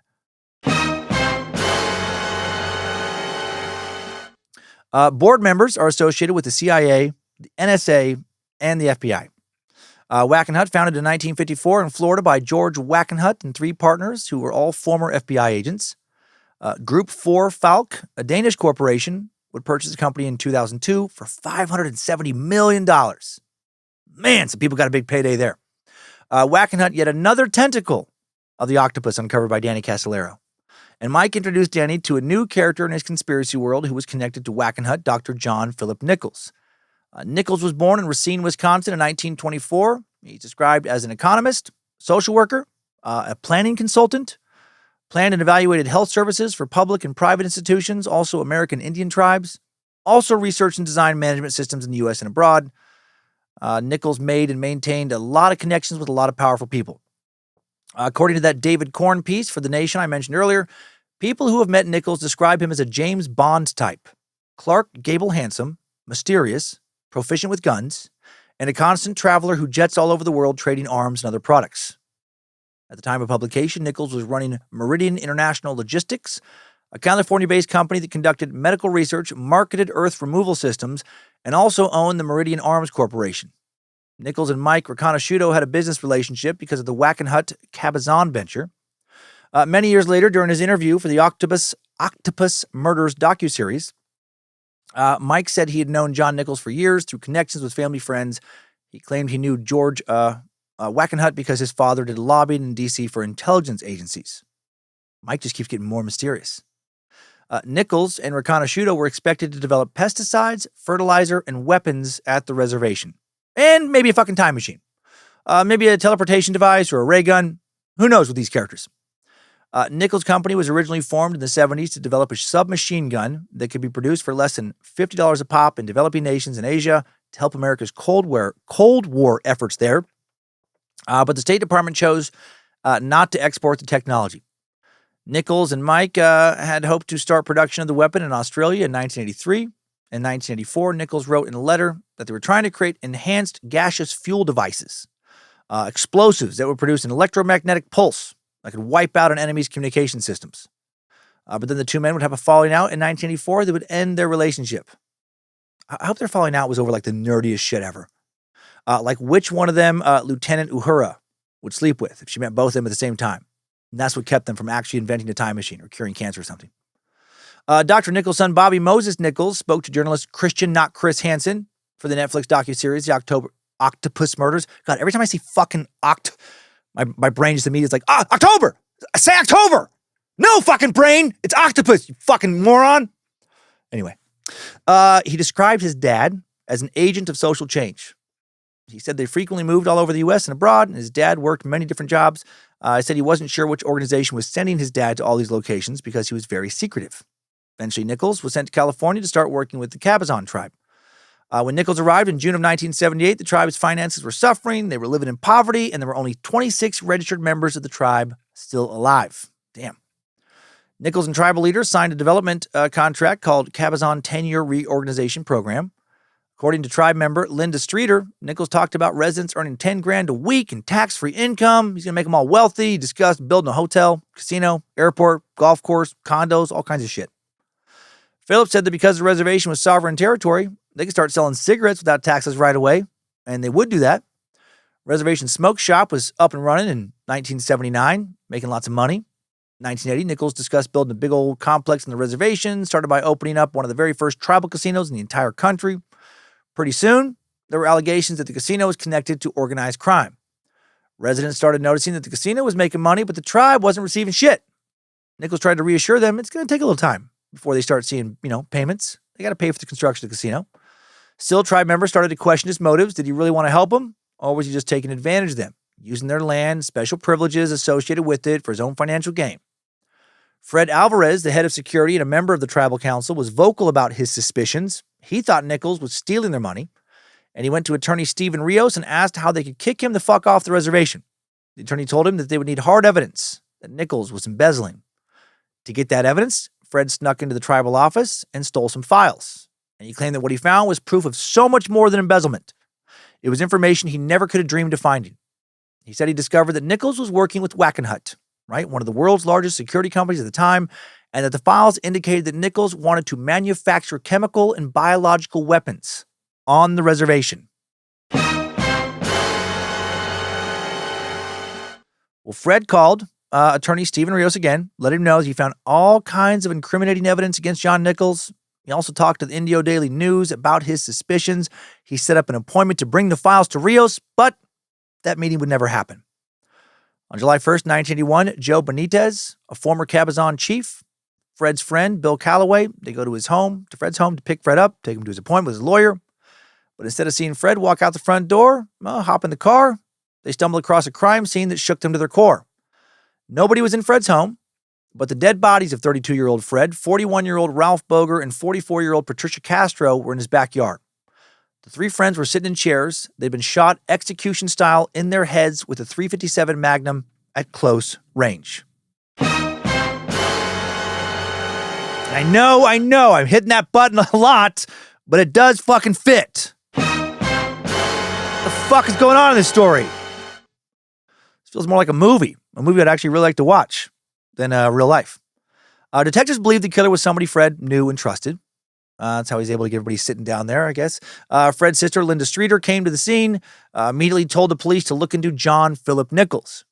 The tribe issued a statement after the murders, which was published by the Desert Sun, a paper for Palm Springs, and it said, quote, "We are in possession of certain evidence which we have already turned over to the county sheriff's office, which indicates that the murders may have been attributable to personal relationships between the victims and other persons unconnected in any way with the Cabazon band." An investigation into the murders was shut down quickly, though, and the case went cold. Super suspicious. The tribe, of course, strongly suspected, a cover-up. Bob Fry, the president of Wackenhut at the time, was recorded as saying, "When Alvarez got bumped off, John had called. He said, this helps our cause from the standpoint we don't have to worry about Fred trying to cause dissent within the tribe now." So that doesn't look good. Nichols and Wackenhut started working with Michael Riconoscuito after these murders. Wackenhut wanted to work with Mike because of his unique mind and ideas and super cool ability to make fucking underwater LSD. Kind of bummed. I don't know how to make LSD or an underground lab, by the way. I would just feel so fucking cool if I could do that. Nichols was recorded saying that Mike was working on devices like night vision goggles and power packs. Of course he was. He's like a superhero movie villain or something. Residents noticed that just 2 months after the murders, there were a whole bunch of important-looking people coming onto the reservation to watch weapons demonstrations now with John and his posse. Earl Bryan again, that alleged conspirator in the theft of inslaw software, he showed up at one of these demonstrations. He's all over the place. In September of 1981, according to Indio police records. How much shit was Earl Bryan connected to? Another individual who was there was Jimmy Hughes, a mall security guard who had become head of security for the casino. And Michael said, "This was like a real dog and pony show. Jimmy Hughes and I showed up in a station wagon loaded with fully automatic weapons." Additionally, there were 2 Contra generals from Nicaragua at this demonstration. As part of his business operations, John Philip Nichols wanted to manufacture weapons to sell to the Contras. With this claim, Mike Riconoscuito was connecting the Octopus conspiracy to the Iran-Contra affair now. To explain that, according to History.com, the Iran-Contra affair was a secret U.S. arms deal that traded missiles and other arms to free some Americans held hostage by terrorists in Lebanon, but also used funds from the arms deal to secretly support armed conflict in Nicaragua. The controversial deal and the ensuing political scandal threatened to bring down the presidency of Ronald Reagan. In 1982, Republicans lost the majority in the Senate and the House after midterm elections. And this, of course, complicated Reagan's agenda. He had promised to help anti-communist insurgencies around the world. This was called the Reagan Doctrine. But then the Democrats passed the Boland Amendment, which restricted the activities of the CIA and Department of Defense in foreign conflicts. The amendment was aimed at Nicaragua, where the anti-communist Contras were fighting the Sandinista National Liberation Front. That party was named after Augusto Cesar Sandino, who led Nicaraguans against the U.S. in the 1930s. The Sandinistas overthrew dictator Anastasio Somoza during the 1979 revolution and established a new government that controlled the country until 1990. Congress did not want the U.S. to help the Contras because most of their funding came from the cocaine trade. I want to listen to that fucking Simon Rex song again. Dirt Nasty. However, Reagan told National Security Administration advisor Robert McFarlane to find a way to help the Contras no matter what. Who gives a fuck? They make coke money. They're anti-communist and pro working with America, and thus they will make U.S. corporations a lot of money. I mean, help with freedom or something. Well, I do think the U.S. is on the right side of the Cold War because I do believe capitalism is a better economic system than communism. I also think the U.S. making money in foreign lands has probably been a bigger factor when it comes to the CIA toppling regimes in foreign lands and installing puppet governments than the spread of democracy. There is some truth, I think, to that 1 Timothy biblical lesson of, for the love of money is the root of all evil. Maybe not the root of all of it, but almost certainly the root of most of it. At the same time as a bunch of fighting in Nicaragua is happening, Iraq and Iran, they're in conflict in the Middle East. Iranian terrorists are holding 7 Americans hostage in Lebanon. Reagan orders his advisors to find a way to bring these hostages home. Just figure it the fuck out. 1985, McFarlane tells Reagan that Iran has approached the U.S. about purchasing weapons for a war against Iraq. But the U.S. has a trade embargo with Iran dating back to that Iran hostage crisis in late 1979, which I summarized earlier. So we're not supposed to sell shit to them. Several members of Reagan's administration oppose a decision to make a deal with Iran, including Secretary of State and Secretary of Defense. But McFarlane argues that the arms deal will secure the release of the hostages and help the U.S. improve relations with Lebanon. And the arms deal will also secure funds, and that the CIA will then secretly, illegally funnel to the Contras in Nicaragua. With the support of McFarlane and CIA Director William Casey, Reagan signs off on this sale. In 1986, the Lebanese paper Al Shira reports on this deal. By that time, 1,500 missiles had been sold to Iran for $30 million. 3 of 7 hostages are released, but the terrorists take 3 more Americans hostage. Okay. Reagan initially denies negotiating with Iran or the terrorists, but retracts his statement a week later. Attorney General Edwin Meese, who we met earlier, another guy allegedly associated with the fucking inslaw scandal, launched an investigation, finds that $18 million of the $30 million is unaccounted for. Where did it go? Lieutenant Colonel Oliver North from the National Security Council acknowledges that he diverted the missing funds to the Contras in Nicaragua, and that he did so with the full knowledge of NSA advisor John Poindexter, and finally, that he strongly assumed Ronald Reagan was aware of all of this. Reagan appointed Senator John Tower now to lead an investigation into his administration's involvement with the scandal, a move many felt was Reagan covering his tracks, throwing underlings under the bus. The Tower Commission concluded that Reagan's lack of oversight allowed the diversion of funds. He just, should have been paying more attention. He didn't know about anything. No, not at all. And many felt this finding was the conclusion that Reagan's people told the Tower Commission to arrive at. In 1987, numerous high-ranking government officials, including Reagan himself, testified before the commission in nationally televised hearings. I remember watching some of these hearings on the news with my grandpa Ward. Papa Ward trusted politicians in general about as much as I do. I don't remember exactly what he shook his head at, what he laughed at, but I do remember him shaking his head and laughing a lot. I remember him thinking that the Reagan administration made Oliver North their fall guy. Independent counsel Lawrence Walsh launched an 8-year investigation into the Iran-Contra affair. 14 people will be charged, including Oliver North, John Poindexter, Robert McFarlane. Reagan, though, never charged. McFarlane charged with 4 counts of withholding information from Congress, sentenced to 2 years probation, $20,000 in fines. North charged with 12 counts of conspiracy and making false statements, convicted. Then his case is dismissed on appeal. Poindexter, indicted on 7 felonies, found guilty of 4 charges, sentenced to 2 years in prison, but then convictions are later vacated. 4 CIA officers, 5 government contractors, also prosecuted, all found guilty of charges ranging from conspiracy to perjury to fraud, but only a private contractor named Thomas Kleins will serve prison time.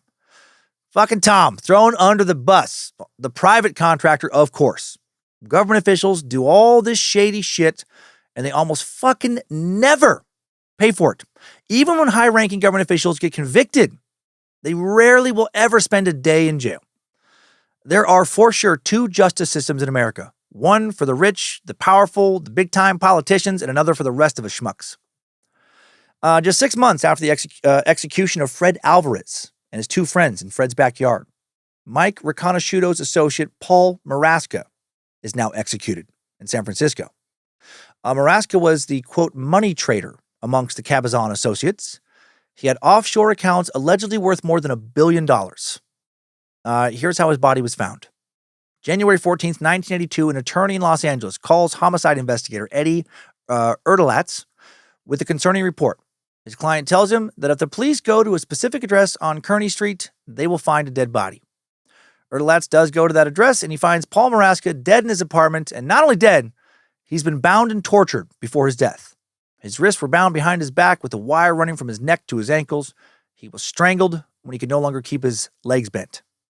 When questioned, the attorney revealed that his client was Mike Riconoscuito, and he said that Mike originally found the body and panicked, drove through the night from San Francisco to the Cabazon Indian Reservation.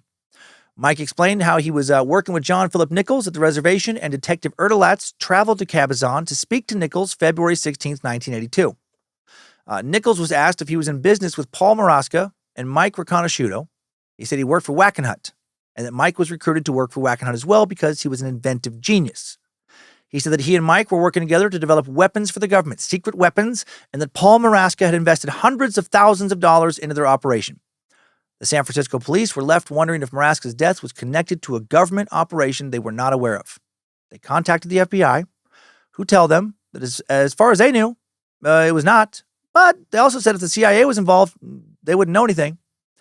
Detective Eddie Erdelatz now talks to Paul Maraska's girlfriend, who said that Paul feared for his life in his final days. She said Paul was terrified of a man named Jason Smith, who was allegedly a CIA hitman. Erdelatz goes back to the FBI to ask about Jason, and an agent tells him that, yeah, they know of this guy. And yep, he is a hitman. They said that Jason, whose real name was Philip Arthur Thompson, was one of their informants. Thompson had a long, violent criminal record that included robbery, kidnapping, rape, murder, and attempted murder. And for unexplained reasons, he served very little time for any of these crimes. According to Mike Riconoscuito, Thompson committed murders for the FBI and the CIA. And that was why he was so lightly punished whenever he was caught for violent crimes he seems to have committed, just for funsies. Mike claimed he asked John Philip Nichols and Wackenhut officials about Thompson and was told he could trust him. However, according to Detective Erdelatz, the FBI introduced Thompson into an investigation of Paul Maraska and Mike Riconoscuito. The two men were dealing with millions of dollars in the manufacture of meth. It was a major drug operation with banks in the Bahamas and Switzerland.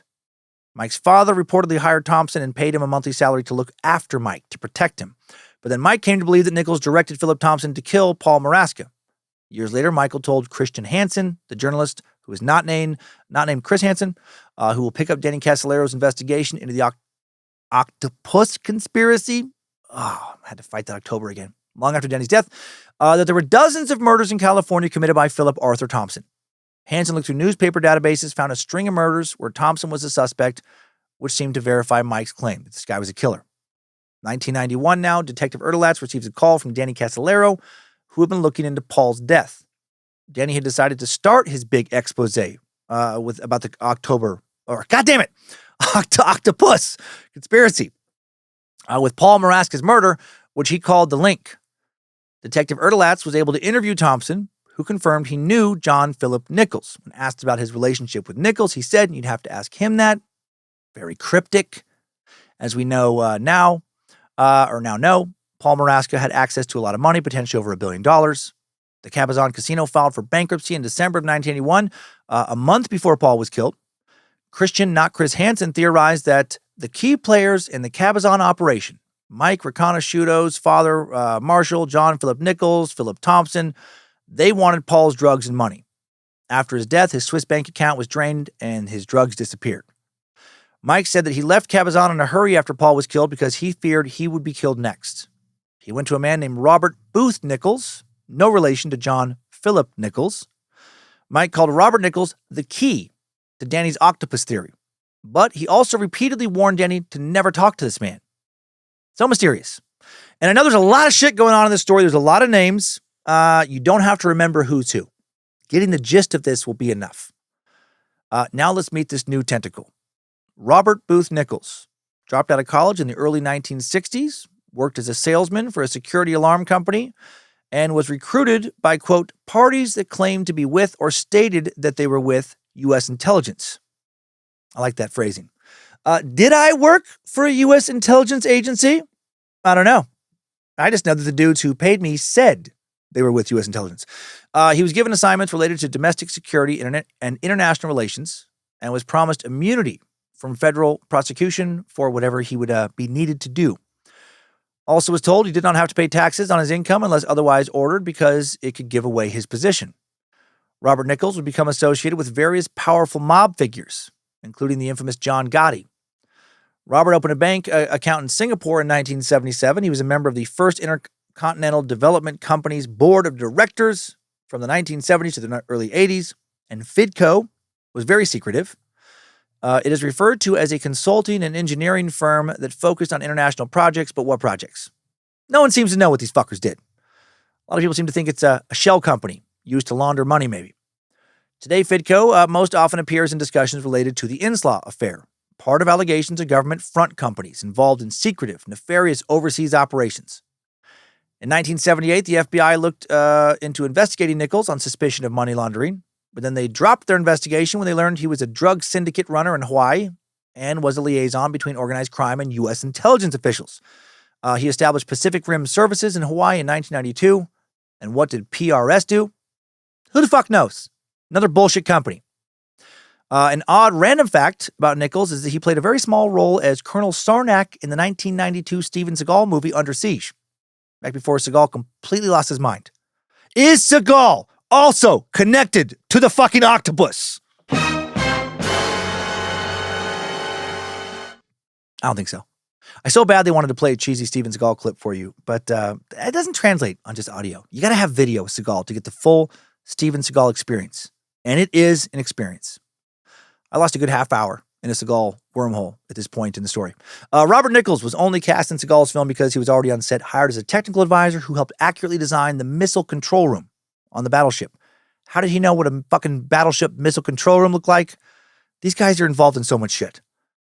1992, Nichols' name is mentioned in a House Judiciary Committee report on misconduct in the DOJ during the Reagan era.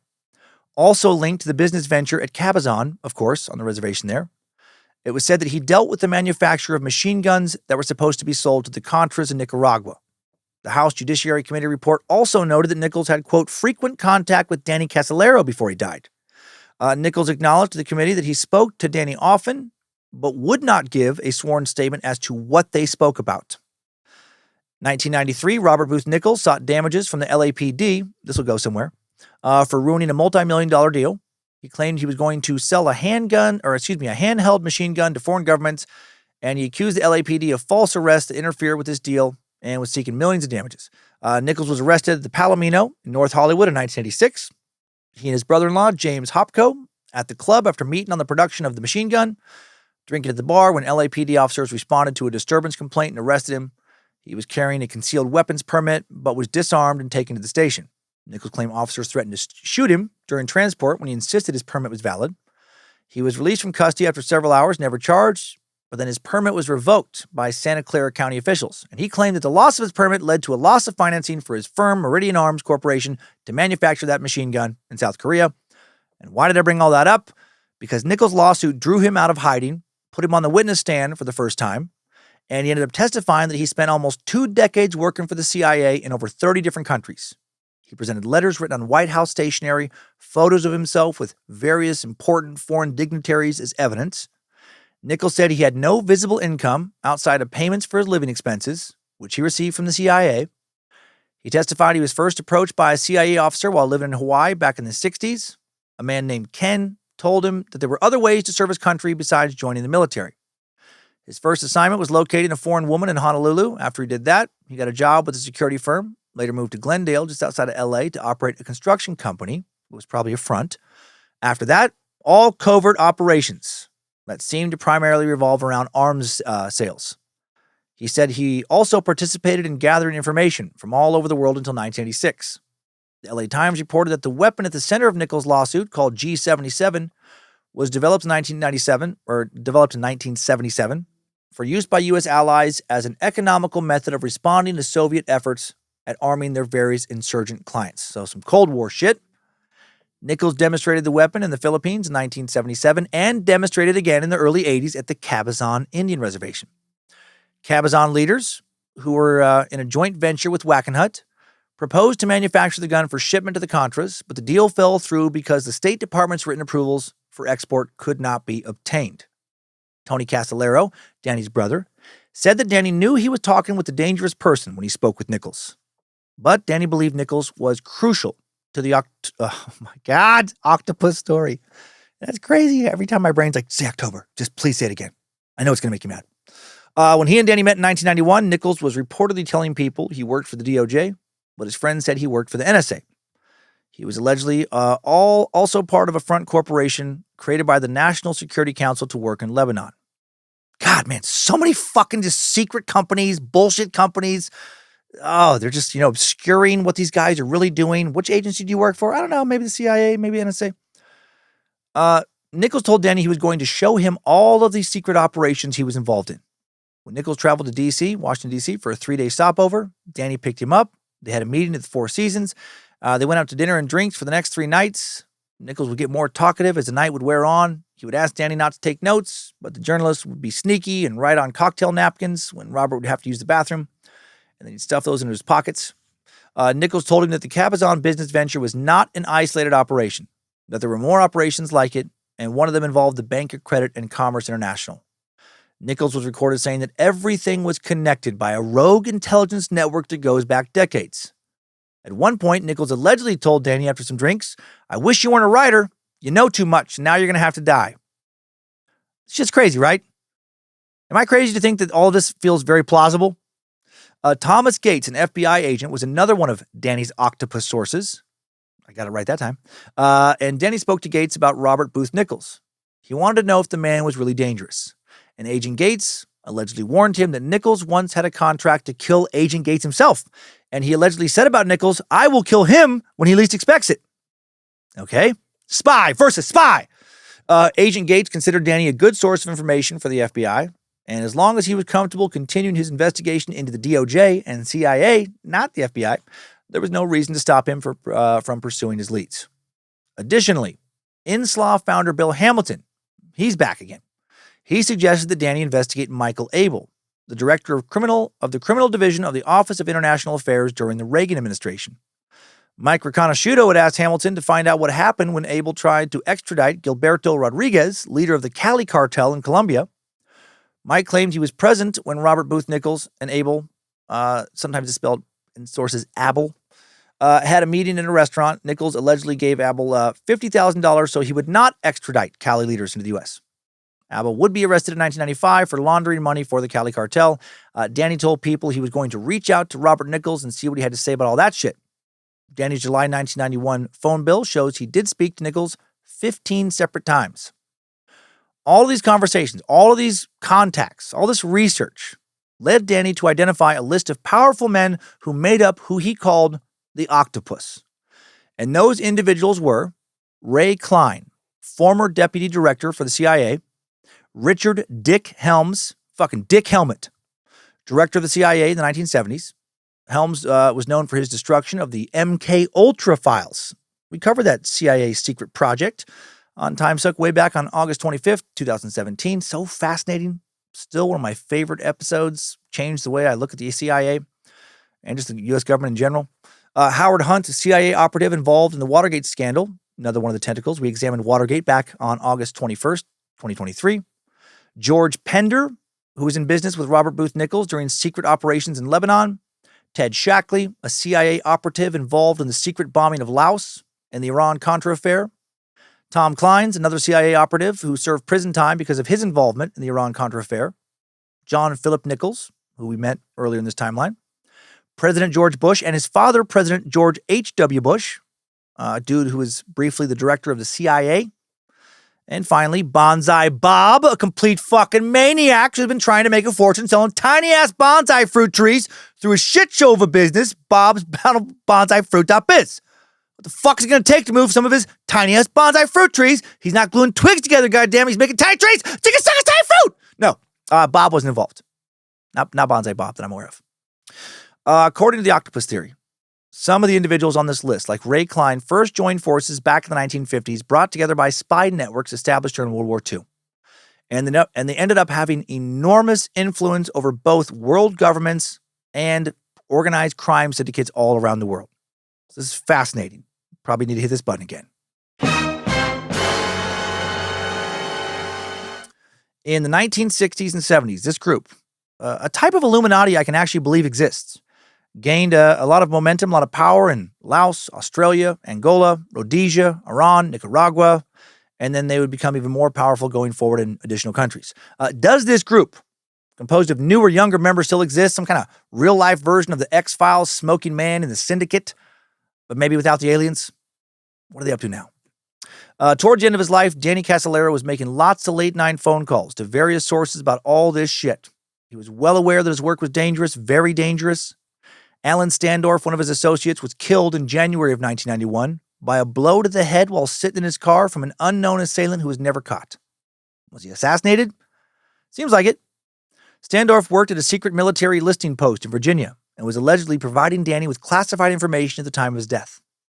Over a year earlier, March 31st, 1990, the body of British journalist Jonathan Moyle was found hanging in a closet of a hotel room in Santiago, Chile. Danny and Moyle were pursuing different leads, but their investigations involved a lot of the same people. Moyle's family also did not believe he died of suicide. Based on his research, Danny thought that the conspirators in the inslaw affair arranged for the promised software to be sold to Iraqi intelligence through an arms broker in Chile. And Moyle was in Chile looking into weapon sales to Iraq by the same arms broker. There were allegations that the broker was buying American-made civilian helicopters to outfit them as attack copters for Iraq. In early 1991, Danny submitted a book proposal about his investigation. He met editor Roger Donald about 6 to 9 months before he died, based on Donald's estimation. Danny's book proposal promised to deliver, quote, by the end of this year, the most explosive investigative story of the 20th century. This story is about a handful of people who have been able to successfully exploit the secret empires of espionage networks, big oil, and organized crime. This octopus spans the globe. This octopus spans the globe to control governmental institutions in the United States and abroad. Roger Donald said he thought Danny's book proposal was hyperbolic and very unprofessional. Donald told the Washington Post, I'll tell you this, anybody who killed him over that manuscript made a mistake. This was not a book that was going to be published. Pretty aggressive rejection, but it didn't stop Danny. He continued researching, talking with Mike Riconoscuito through the spring and summer of 91. Riconoscuito introduced him to new sources, new theories like the ones we just discovered or uncovered in this timeline. A couple weeks before he died, Danny called Roger Donald and said, I've really got the whole thing together now. But Donald felt that his revised proposal was still not ready for publication. Donald recalled maybe he was onto something, but he sure as hell couldn't express it. Danny's friends and family noticed how much he had changed in the year he'd been researching the Octopus story. Changes especially noticeable by the summer of 91. When Danny visited his friend Joe Lane in June, he said, Joe, I'm scared. I've been getting threatening calls. Joe told him he should quit the story. But Danny said, I can't, Joe. It's too deep. It's bigger than anything I've ever encountered in my life, Joe. This is bigger than anything I've ever dreamed of. Although he was working hard on the story, Danny was not actually making money on it, and he was in serious debt. He wrote a letter to his literary agent that said, in September, I'll be looking into the face of an oncoming train. Danny hadn't had any luck with his publishers for over a year now, since they didn't seem to want to buy his story when he presented it as a nonfiction conspiracy book. Around July of 91, he considered fictionalizing the story, and he seemed optimistic that he would get it published one way or another. Danny last saw his brother Tony on July 20th, visited Tony's house to celebrate his nephew's 3rd birthday. At the end of the night, the brothers talked in Tony's kitchen. Danny didn't give a lot of details, but he said he was looking into a vast, disturbing conspiracy, and the same names kept appearing over and over. He mentioned he'd been receiving strange phone calls and threats, and he warned his brother that if something happened to him in the coming months, it wouldn't be an accident. The following month, August of 1991, Danny tells his closest friends and family he is almost ready to reveal the conspiracy involving Inslaw, October Surprise, the Iran-Contra affair, and the sudden unusual rise and then closure of the Bank of Credit and Commerce International. The BCCI was an international bank founded in 1972 by Pakistani financier Agha Hassan Abidi, who died in 1995. In just a single decade, BCCI amassed over 400 branches in 78 countries, accrued assets worth more than $20 billion, quickly became the 7th largest private bank in the world. And Danny felt like its rise was funded by, illegal arms sales and all this nefarious shit. These big players, they're the ones funding this bank the money. Money can be laundered, can't be traced, all this. Later investigations of BCCI found that it was involved in a shit ton of money laundering, other financial crimes, and had illegally gained controlling interest in a major American bank. BCCI collapsed in July of 91 with liabilities close to $20 billion. Weird $40 billion swing in just a few years. Danny believed that this institution covertly financed again most of the scandals he had been researching. By this point, Danny felt like he was in over his head, but he was determined to pursue the story into the bitter end. He was planning a trip to meet another source in Martinsburg, West Virginia, about 70 miles from his home in Fairfax. He wrote that a key source had offered to be his guide, and that they would first go to Lexington, Kentucky, then go to the Cabazon reservation in Indio, After that, they traveled to San Francisco, then Seattle to meet Mike Riconoscuito, then to Santa Monica and Long Beach, California. He thought that his source was then going to take him overseas to Thailand, Burma, Laos, Kuwait, Saudi Arabia, other places in the Middle East, London, to gather even more information. But how was he going to pay for all this travel? Danny's friend Ben Mason talked to him about his money problems a few weeks before he died. An article by the Village Voice, a news outlet based in New York City, indicates they met on August 5th. Mason said Danny had normal financial difficulties, but they were nothing dire. Okay. A few days later, Danny complained that his sleep had been disturbed for 3 months, though, by threatening phone calls. Next day, a woman named Olga, who was Danny's neighbor and sometimes housekeeper, helped him pack a black leather tote bag for his next trip. She saw Danny put a stack of thick papers into a briefcase. He told her he was going to Martinsburg, West Virginia, to meet a source who would provide a missing piece to his story. And that would be the last time that Olga saw him alive. I like the name Olga. I wish I knew an Olga. Pretty fun name. In an interview with the Village Voice, Olga said she answered several threatening phone calls at Danny's home that day. One man called at 9 a.m. and said, "I will cut his body and throw it to the sharks." Less than an hour later, a different man called and said, "Drop dead." During the third call, no one spoke, but she thought she heard radio music playing. The fourth call was the same. Fifth call was completely silent. A sixth call was the first guy again. Now he said, "Forget what I said earlier about the sharks. I will cut his body and feed it to barracudas." Seventh call was the fish guy again. Now he allegedly said, "Never mind what I said about the barracudas. I've changed my mind again. I'm still going to cut up his body, but I want to feed it to piranhas." An eighth call was that same fucking guy. Now he said, "Sorry to keep bothering you, but I changed my mind again. I'm still going to feed him to piranhas, but I'm not going to cut up his body. I'm going to chop it up," which, isn't exactly the same thing. A ninth call. The final call. What's that fucking guy? One more time. And now he says, "Okay, last time I bothered you, I promise. I don't want to cut or chop him up. After really thinking more on it, that's a lot of work. And I remembered I have a chainsaw. I'm going to saw him up. I'm going to feed him to barracudas. Piranhas. Yeah, no, definitely piranhas. Thanks for hearing me out. Let me kind of workshop this." Obviously, I made up those last few calls, but the other calls were real. And I do love the idea of an indecisive hitman. Feeling like he really has to honestly convey how he's going to kill somebody. And also he feels apologetic for bothering people, for not making up his mind earlier. Danny Casolaro left home to travel to Martinsburg August 8th, 1991. He brought all his notes, important documents with him in his briefcase. He checked into room 517 of the Sheraton Hotel, which is no longer in operation. It's possible that Sheraton has since been converted into a Hampton Inn, for anyone familiar with the Martinsburg area. He was supposed to be meeting with a source who would help him complete his investigation. He called that person the head of the Octopus. It's possible his source was someone associated with one Joseph Cuellar, another fucking mysterious dude who worked in the U.S. intelligence field. Lynn Knowles, a friend of Danny's, said in a recorded interview that she and Danny met at a bar one day shortly before he died, and Danny noticed a man in a military uniform sitting alone. He struck up a conversation. The dude introduced himself as Joe Cuellar, said he had just gotten back from Operation Desert Storm. Two men got to talking. Cuellar said he worked in military intelligence and was familiar with some of Danny's research topics. Cuellar said he thought he could help Danny out. He had a friend within the DOJ who could probably talk to him, and Danny thought this would be the proof he needed to finally publish his story. Lynn inserted herself into the conversation, asked Cuellar if he was military intelligence or CIA. She said he told her it's sometimes hard to tell. This is a mysterious fucking character who may be involved, likely is involved in Danny's murder. Agent Thomas Gates. I think this fucking guy was he didn't just happen to be at the bar. I think he was following Danny. Agent Thomas Gates spoke to Danny the night before he left. Danny said Robert Booth Nichols set up a meeting with someone who had information and some damning documents from the IRS. Robert Booth Nichols reportedly had connections within the IRS, and there is an IRS computer center in Martinsburg. Mike Riconoscuito recalled that Danny had a source inside the IRS's computer data center who was giving him hard copy printouts of IRS information on certain specific targets that Danny was after. Danny told his friend Terry Miller, the one who got him involved in the world of conspiracy, that he was going to Martinsburg with Joe Cuellar. He'd asked his friend Ben Mason to go with him, telling him, "I finally figured out who knows where the money went and how the money went to where it's got to go, and I'm going to get some answers." Unfortunately, Mason could not go with him, or maybe fortunately, maybe Mason would have also ended up dead. Danny was relying on the success of this trip. If he got the info he needed, he truly believed he'd complete his story he'd titled The Octopus and get it published. Danny's brother, Tony, knew about some impending financial deadlines he was worried about. Danny had balloon notes on his house worth more than $100,000, all due around the same time. A balloon note is a loan with a a period of low payments and then a huge lump sum payment at the end of the term that can really fuck you if you can't come up with the money. Danny had to come up with $5,000 to cover his mortgage and some real estate taxes.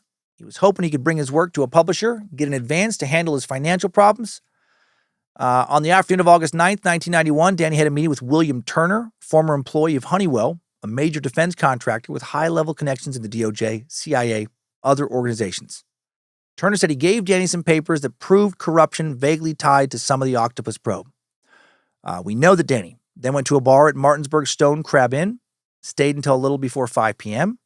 He was then seen at Heatherfield's, the name of a cocktail lounge at the Sheraton, around 5 p.m. with a man who was, quote, maybe Arab or Iranian, according to one waitress. 5:30, Danny happened upon a random guest at the hotel named Mike Looney, who was renting a room next to his. Danny called his mom at 6 p.m., told her he probably was not going to make it to a family dinner, which was not unusual for him. Danny spoke to this Mike Looney dude again, 8 p.m., told Looney he was going that he was there to meet an important source who was going to give him info to solve a big case. And that source was supposed to arrive at 9 p.m. Then Danny walked away, saying he had to make a phone call. He returned a few minutes later, said that his source might have blown him off, and these two men talked until 9:30. A clerk at a local convenience store near the Sheraton saw Danny purchase a cup of coffee after 10 p.m., and that might have been the last time anyone saw Danny alive, anyone who was willing to come public with what they saw at least. And before I share details of what happens the next morning, how about I turn the mic over, so to speak, to the fucking legend, Robert Stack. Let him set this scene from the 5th season of Unsolved Mysteries, episode that originally aired March 10th, 1993, an episode that could have easily gotten Stack killed. On what seemed like an ordinary Saturday afternoon in the summer of 1991, a housekeeper at the Sheraton Hotel opened room 517 for routine cleaning. Nothing could prepare her for what she found inside. God, his voice is good. Oh,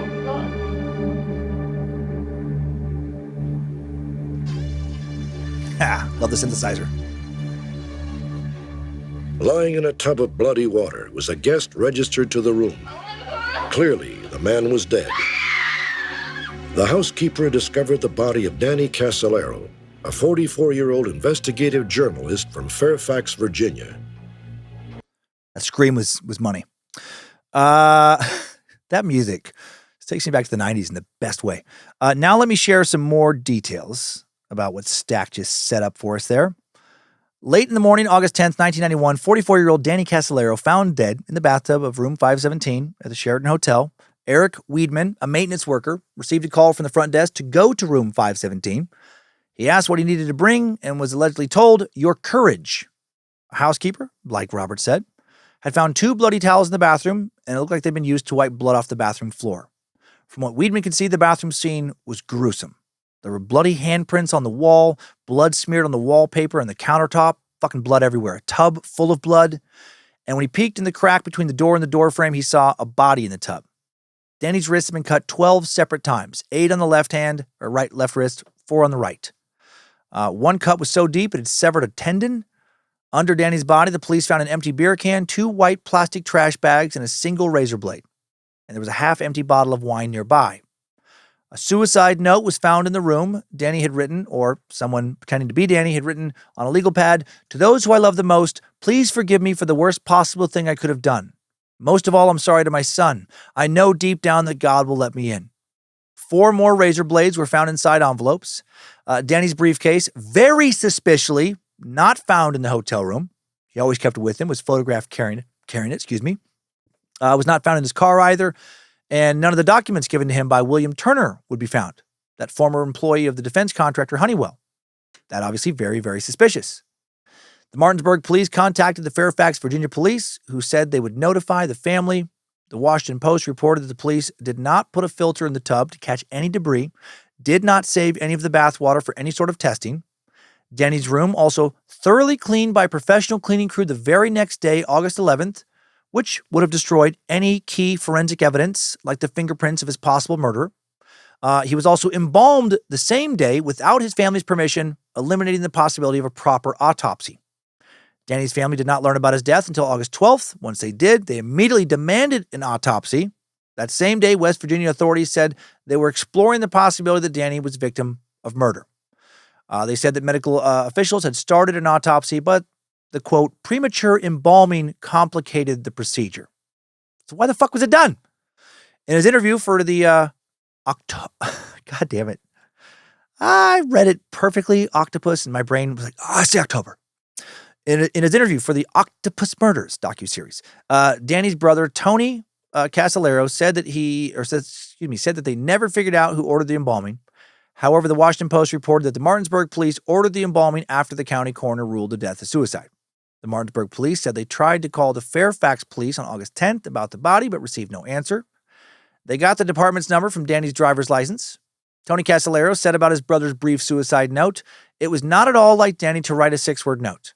He wasn't like that. Maybe a 4-page letter, but not a note like that. Doesn't add up. By August 13th, there were already rumors that Danny's death was ordered by the CIA and that the local undertaker had been paid off to clean up the crime scene. The police re-examined room 517, which was fucking pointless now after that professional cleaning, and spoke to Mike Looney, who was renting the adjacent room. He claimed he didn't hear anything strange on the night of August 9th or the morning of August 10th. Danny was buried August 16th. Towards the end of his service, this is so weird, a highly decorated military officer arrived in a limo. No one recognized him.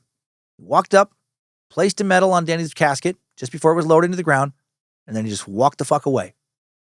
What was that about? Who's that guy? You feel guilty about something? An investigation into Danny's death was closed soon after the funeral, and that officer remains unidentified to this day. Danny's autopsy report released August 30th, 1991. The autopsy confirmed that Danny bled to death from the cuts on his wrists about 1 to 4 hours before he was found. But again, this fucking autopsy is total bullshit. Conducted after he'd already been embalmed, after his blood had been drained and replaced with chemical embalming fluid, after that fluid had been injected into his organs. The report stated that Danny had traces of an antidepressant and a prescription painkiller, codeine, in his system. The police believed Danny drank, took some codeine, put a plastic bag over his head, and cut his wrists. According to Tony Casolaro, the autopsy report described a bruise on Danny's arm, a bruise on his head. Neither were ever accounted for. And, how weird is this? The tips of 3 of his fingernails were missing from one hand. What happened there? Had he tried to fight off somebody who was attacking him? Tony was told there were no signs of a struggle in the room. Some witnesses in Martinsburg described how Danny was drinking heavily leading up to his death, but the autopsy found no alcohol. Sandra Brining, the Berkeley County medical examiner, said that if Danny stopped drinking by the afternoon of the 9th, he would not have had alcohol in his blood by the morning of August 10th, but he didn't have any fucking blood left when he looked into it because the embalming fluid. Also, if he stopped drinking the afternoon, why was that half-empty bottle of wine found near his body? Why was an empty beer can found under his body? Bottle of codeine that was prescribed to Danny after a root canal 3 years prior, back in 1988, was found in his room. Was that just planted? Or did somebody steal it from his place? However, Danny's brother said as far as he knew, Danny wasn't using it. Not that he would have known that. Also, as far as he knew, Danny was never treated for depression. Traces of codeine found in his body would not have been enough to cause him to lose consciousness. While the family highly doubted Danny would choose to end his life, they did acknowledge that suicide, can be sudden and unpredictable with no explanation. However, they said that if Danny were going to end his life, he would have never, ever cut his wrists. Ann Clank, a friend of Danny's, told the Washington Post he would have jumped off the Empire State Building with firecrackers. Wendy Weaver, an ex-girlfriend of Danny's, said that Danny hated the sight of blood and didn't like to be seen naked. He wouldn't have wanted to die by cutting his wrists, and he wouldn't have wanted to be found naked in a bathtub. Everything about his death just felt wrong to everybody who knew him. After Danny died, Mike Riconoscuito called Danny's brother Tony, told him he believed Robert Booth Nichols basically fucking killed him, was behind everything. Then Robert Nichols called Tony, said he had warned Danny to be careful. Also told Tony now, you better look out for yourself. And he made sure to mention he was in London when Danny died, unprompted. And an official from the U.S. Attorney General's office allegedly called Tony, told him that some of their agents did not believe Danny's death was a suicide, but they had to rely on physical evidence as a primary means of determining cause of death, and were going to conclude it was suicide. Months later, January of 1992, Dr. James Frost from the West Virginia State Medical Examiner's Office performed another autopsy. He declared the manner of death suicide and the cause of death blood loss, with evidence of early stages of multiple sclerosis. But Dr. Frost also said he couldn't rule out the possibility of foul play. He said that Danny had antidepressants, acetaminophen, there we go, fuck that word, and alcohol in his system, but there was nothing present in any way that could have incapacitated Casolaro, so he would have been incapable of struggling against an assailant, let alone sufficient to kill him. Later investigations revealed that the FBI questioned the conclusion of suicide and recommended further investigation. This finding, quote, was especially significant because even at the time it was understood that to express those views risked one's career. Right? Not playing along. A little over a year after Danny's death, a House Judiciary Committee report released in September of 1992 found evidence of serious concerns that officials with the DOJ carefully executed a plan to destroy inslaw and take the rights to the Promise software. Back to that now. On September 9th, 1992, the House Judiciary Committee also asked the DOJ to appoint an independent counsel to investigate Danny's death.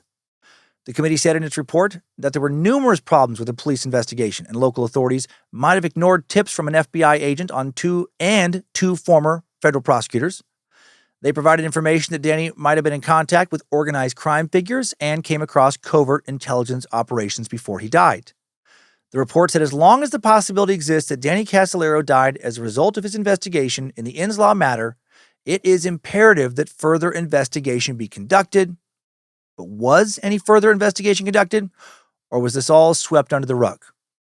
The following summer, June of 1993, retired federal judge Nichols Bua, appointed by new U.S. Attorney General Janet Reno to investigate the inslaw allegations, concluded that the DOJ did not use fraud, trickery, and deceit to steal software from inslaw. After so many courts ruled that the DOJ did steal that shit. After so many high-ranking officials said, and I know we already went over this earlier in the timeline, but just to reiterate it. After so many high-ranking officials said that they stole that shit, suddenly a judge appointed by the head of the DOJ comes to the conclusion that the DOJ not at fault. Weird. No conflict of interest there at all. The new Bua report stated that former Israeli spy Ari Ben Menashe, who we met, acknowledged that he misled the Hamiltons and falsely stated that he had personal knowledge of the sale of Promise software in order to gain publicity for a book he was writing. Who got to Ben Menashe? Bua also rejected the allegation that Danny Casolaro was murdered and found that the physical evidence strongly supported the conclusion of suicide. Was Bua a voice of reason or a fucking puppet paid to help cover up what Danny was investigating?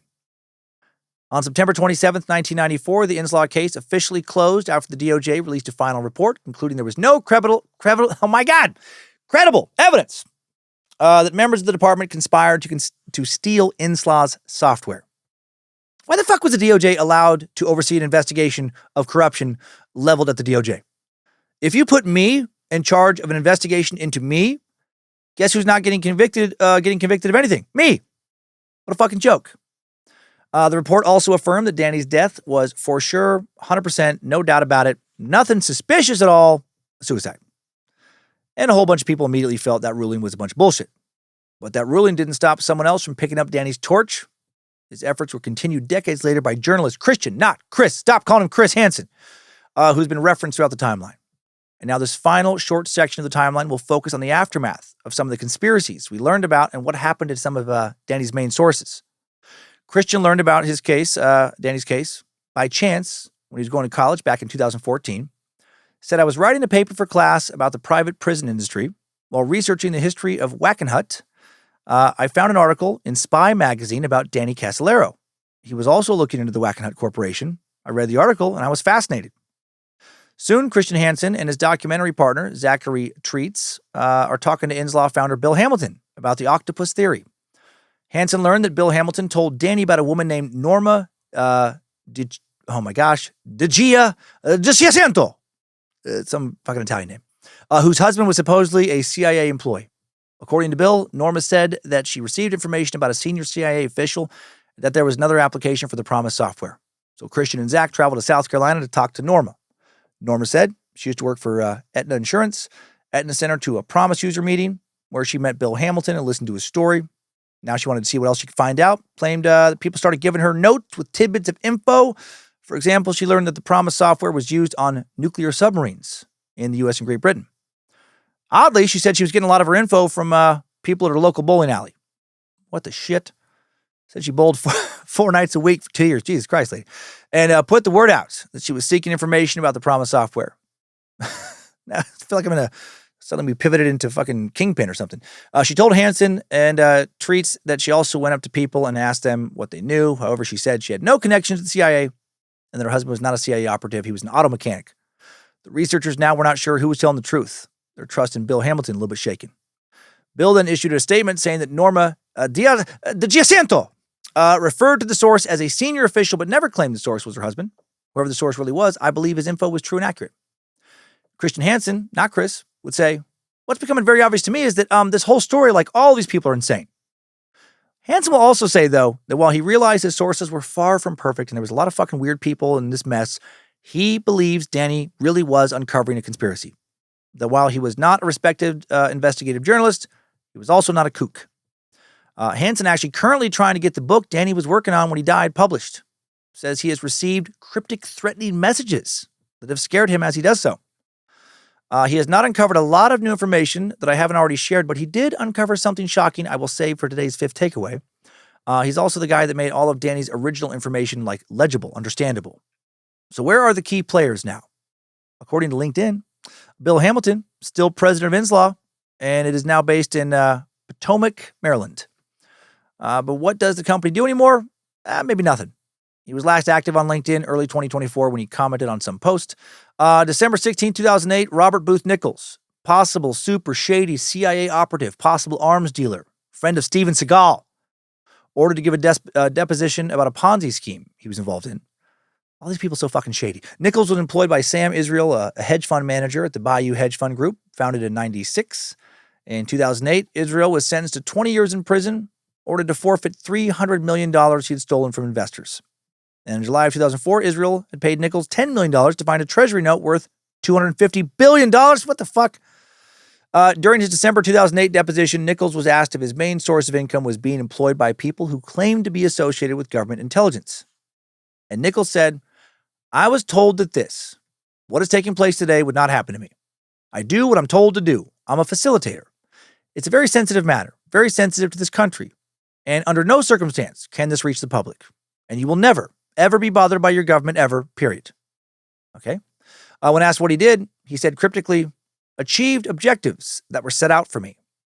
Nichols traveled to Geneva, Switzerland almost immediately after his deposition, where he died of a heart attack a few months later, February 14, 2009, and then his remains were very quickly cremated. Was he also killed? Were his contacts worried he was about to talk too much? November of 2007, homicide detective John Powers was assigned to that Fred Alvarez murder case, which had ties to the business venture between the Cabazon Indian Reservation and Wackenhut, John Philip Nichols, and Mike Riconoscuito. According to Detective Powers, Fred Alvarez knew someone was after him in the final weeks of his life. His motorcycle had been tampered with, his mailbox had been shot at, and his house had been ransacked before he and his two friends were executed in his backyard. September 26, 2009, 52-year-old Jimmy Hughes, former tribal security official, was arrested in Miami while trying to board a plane to Honduras and charged with 3 counts of murder and 1 count of conspiracy. He was accused of conspiring with 3 others to commit the murder of Fred Alvarez and his friends. Back in 1984, 27-year-old Hughes went to the police, said he was the payoff guy for the Alvarez murders. In John Nichols' presence, he said he was asked to take $25,000 to Idlewild, California, and give the money to a man as a partial payment. Rachel Begley, daughter of victim Ralph Boger, one of Fred's friends who was killed, recorded Hughes with a hidden camera at a 2008 religious conference. She spent years gathering evidence against Hughes and tracking him. In the recording, Hughes said Fred Alvarez died in a mafia hit, and that the case was a lot bigger than the murder of this guy or that guy. Old John Philip Nichols was listed as a conspirator in the murder, but it was too late to charge him with anything. Backing up, 60-year-old John Philip Nichols had been arrested January 16, 1985 at a motel where his conversation with some informants was recorded. He was booked on suspicion of soliciting 2 police informants to kill between 1 and 4 people. So like Fred and his friends. The police were tipped off by a confidential informant who agreed to record the meeting. Indio Police Captain Carl Kennedy said they were not able to conclusively connect Nichols' murder for hire to the Fred Alvarez case, though, per the LA Times. February 22nd, 1985, Nichols pled no contest to 2 felony counts of solicitation of murder, sentenced to 4 years in state prison and a $5,000 fine, would only serve 18 months. John Philip Nichols would die of a heart attack March 17, 2001 at a hospital in Indio. Meanwhile, Jimmy Hughes left California, founded Jimmy Hughes Ministry in Miami, and later moved to Honduras. July 1st, 2010, the murder charges against Jimmy Hughes dismissed due to lack of evidence.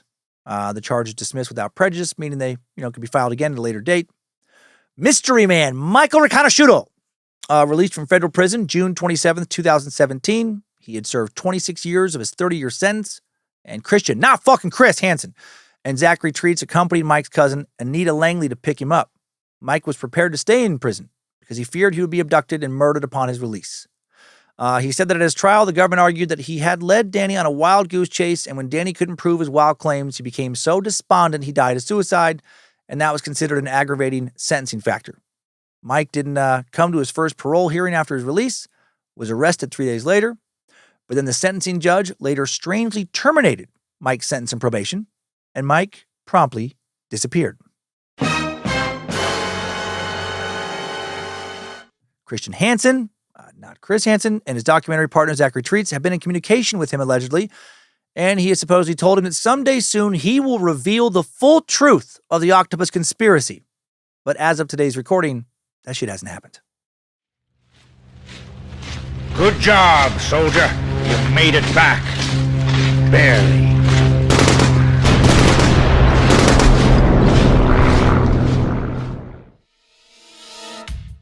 Did Danny Casolaro take his own life because of mounting debt and an inability to sell a project to a book publisher he had been working on for over a year? Did he worry that he would never be taken seriously as an investigative journalist? And was the disappointment he felt simply too much for him to bear? Or was Danny Casolaro murdered because he was just about to expose a massive conspiracy involving numerous high-ranking U.S. government officials in the CIA, the DOJ, and even former presidents and their advisors, who corrupted intelligence-gathering software so they could spy on both enemies and allies, who sold illegal arms to guerrilla Contra forces in Nicaragua, who oversaw the development of secret weapons, called for numerous murders of innocent citizens, and even recklessly endangered hostages in Iran for political gain. What other nefarious tentacles was Danny about to connect to his Octopus conspiracy? Who's really pulling the strings when it comes to America's governmental involvement in international and illegal arms dealing? Who are we spying on, and to what end? Something as noble as national security? Or something as deplorable as putting more blood money in the pockets of shadowy forces, not afraid to have anyone who look like they might be able to expose them and eliminate it? And if Danny had exposed who and what he had hoped to expose, would anything have really changed? If the tentacles of this octopus would have been cut off and the octopus destroyed, wouldn't some new octopus arise from the ashes of the previous shadowy conspiratorial creature and just reach out with more tentacles of its own? Oh, for real now. What the fuck did you just listen to? Oh, man. I think it was another reminder that power corrupts, and that the more power you have, the more corruption there will be. America, right? A very, very powerful nation. And it makes sense to me that within our most powerful agencies like the CIA, like the DOJ, the White House, there's going to be a lot of corruption. And I think this story is a reminder that certain conspiracies about high-ranking government officials doing a bunch of illegal and shady shit in order to make a bunch of money by abusing their power, are absolutely true. This is the kind of conspiracy that makes sense to me, right? There's a clear motive. And the means to pull off what Danny theorized was pulled off. Most shadowy cabal conspiracies lose me because they just take shit way too fucking far. Too many conspiracists, right? Can't or don't want to stop at, turns out that the super rich and the super powerful sometimes abuse their wealth and power to, make more money in shady ways, such as toppling foreign governments who won't play ball and provide them with opportunities to make more money by allowing, their oil to be drilled for and sold, or diamonds to be mined and sold. People be exploited working in big banana plantations, sweatshops, making chips for phones, computers, etc. They just can't stop at, sometimes these people, they do horrible shit. They rape those less powerful than them. They cover it up. That's disgusting. Sometimes, they kill people who might expose them. Sometimes they just kill people who get in their way of making more money. No, now they got to employ a bunch of magical thinking and look to old, often racist stereotypes and propaganda and just preach fucking dumb shit like, it's the Jews. The immortal, part lizard, kid blood drinking Jews are pulling the strings because they hate our country and they worship Satan. Like, what? Right? They have to add sci-fi reptilian monsters, liberal Hollywood elites working with Jewish leaders hiding in underground fucking lairs and drinking adrenochrome and sacrificing kids kept in cages and satanic rituals. Everyone's wearing cloaks and demons are being invoked. A bunch of other stuff, right? They just have to go full batshit. What the fuck are you even talking about? Denver airport level of conspiracy. I don't believe that's probably what's going on here, right? I don't believe it's that level of evil. That level of evil has never been proven to be true. But what has been proven over and over again is that people from any number of cultural, religious, non-religious backgrounds have one thing in common. They fucking love money. And they're willing to do anything to get it, right? To get that money and what that money brings them. They'll sell intelligence secrets that'll get people killed, innocent people. They'll manufacture and sell weapons to people fighting around the world, not giving a fuck how many additional people are going to die because of these weapons, not caring who wins the wars that they're profiting off, right? They just care about making a fuckload of cash. And it's easier to make that kind of money if you have power. And infiltrating the highest ranks of the world's most powerful government is a great way to get that power. And abusing governmental privilege is a great way to use that power to make more of that money and use that money to have big yachts, maybe do dirty Epstein shit on those yachts, etc. No demon invocation spells needed for that. No sacrifices of children. Why do so many conspiracy theorists, have to go full fucking X-Files? If they're content creators, I get it. If they're some Alex Jones type, they do it because it gets clicks. It's pretty transparent to me, right? Makes some more ad money.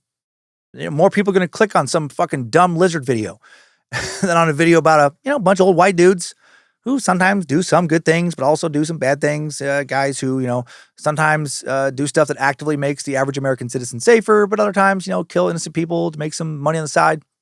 That video doesn't have as cool of a storyline.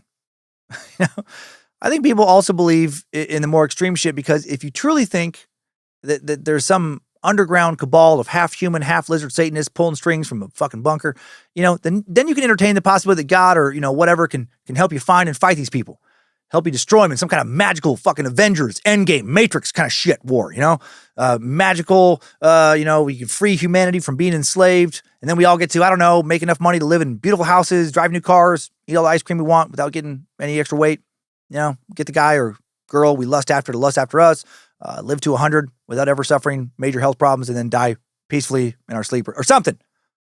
And that's a simple, beautiful dream. But it's, in my opinion, definitely just a dream, right? In real life, shit is, complex, nuanced. In real life, stuff is more like Danny Casolaro's Octopus conspiracy. I can absolutely see government officials realizing how they can use intelligence gathering software to be able to access all the intelligence info of over 80 countries to both protect American citizens and also fuck over the citizens of other nations in order to install pro-America puppet regimes, topple anti-American regimes, sell arms to various guerrilla forces overseas, drug cartels, etc.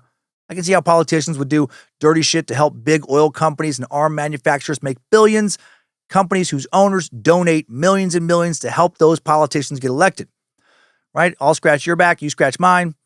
I do think Danny Casolaro was onto something. I think he actually did connect a lot of dots, and I think one of those dots had him killed before he exposed him.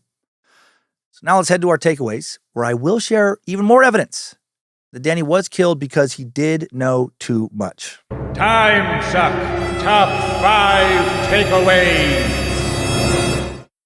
Number 1, Danny Casolaro was a freelance writer for many years. He published a novel and a collection of short stories, wrote for a tech publication called Computer Age, and had done some investigative journalism in the past. In 1990, he decided he wanted to leave Computer Age, go back to journalism, at least while he waited for a more steady job. He was introduced to the inslaw case, began researching a set of conspiracies that changed the course of his life. Danny died on August 10th, 1991. Based on the evidence in his hotel room, the police suspected he died of suicide, but his family and friends, and me, and Robert Stack, believe he was murdered because of investigation. And maybe Steven Seagal believes that. Number 2, Bill Hamilton, the founder of Inslaw, was Danny's first octopus-related contact. Hamilton and his team created an innovative software called Promise, which helped organize cases in a massive database that could be used by law enforcement and prosecutors. The Department of Justice wanted to computerize its case management system, so they hired Inslaw to transition their system using Promise. But then the DOJ suddenly stopped paying Hamilton, and those payments were worth millions. Hamilton accused the DOJ of stealing the software, then illegally selling it to foreign nations without his permission. Inslaw was driven into bankruptcy. Hamilton sued the DOJ. They ultimately lost their case, never got justice from the government. Number 3, another of Danny's main contacts was Michael Riconoscuito. Riconoscuito, an electronics and computer expert, claimed he worked for the government in various intelligence operations. He seemed to have connections with prominent businessmen, CIA operatives, and top federal officials. Mike told Danny that the DOJ hired him to modify the Promise software with a feature that would allow the U.S. to spy on its enemies and allies alike. He claimed he knew of a secret deal where Earl Bryan, a member of Ronald Reagan's cabinet during his governorship, was allowed to profit off of the sale of promise because he helped Reagan win the election through a secret deal with Iran, aka the October surprise theory. Number 4, journalist Christian, not Chris Hansen, sought to continue Danny's work, which was documented in the Netflix docuseries The Octopus Murders. In the end, Hansen came no closer to cracking the case than Danny, though. And he questioned whether his contacts, including Bill Hamilton and Mike Riconoscuito, were even telling the truth. But he does believe, in general, what Danny was talking about. Number 5, here's some new info. A new witness emerges. Researchers, Christian, still not Chris Hansen, and Zachary Treats filed a Freedom of Information Act request with the Martinsburg Police Department to obtain their files on Danny Casolaro. And in the original police records, they found a witness statement from a hotel guest named Mary Leonard, who said she saw a man with dark hair entering room 517, Danny's room, at the Sheraton Hotel the night he died. Danny Casolaro had blonde hair. On August 15th, she viewed a picture of Danny, said he was definitely not the man she saw in the hallway on the night of August 9th. She and her companion never saw Danny or that man that she saw again. Mary passed away by the time Hansen and Treats made their discovery, but they tracked down her daughter. The researchers noted that Joe Cuellar, Danny's associate with mysterious military connections that he just randomly met at the bar, supposedly had 2 alibis for the night of Danny's murder, but maybe not. During the FBI's initial investigation, this Cuellar fella said he was in Panama, but in an FBI report, agents wrote that he was in Washington, D.C., which is just an hour and a half from Martinsburg, meaning it was easily possible he could have traveled there and back. Cuellar also had very dark hair and matched the description in general from Mary Leonard. Also, why would he lie about Panama if he wasn't involved somehow? Christian, would you fucking please stop calling him Chris? It's a sore spot. Hansen. Talked to his son, Jeff Cuellar, who said, one thing to be careful of is part of my dad and his counterintelligence and what he was capable of, they called it psychological warfare, what he specialized in. That writer could have been getting played. You would never know who was his mark. Part of what his specialty was able to infiltrate, retract information, find out what someone potentially knows and what they don't know.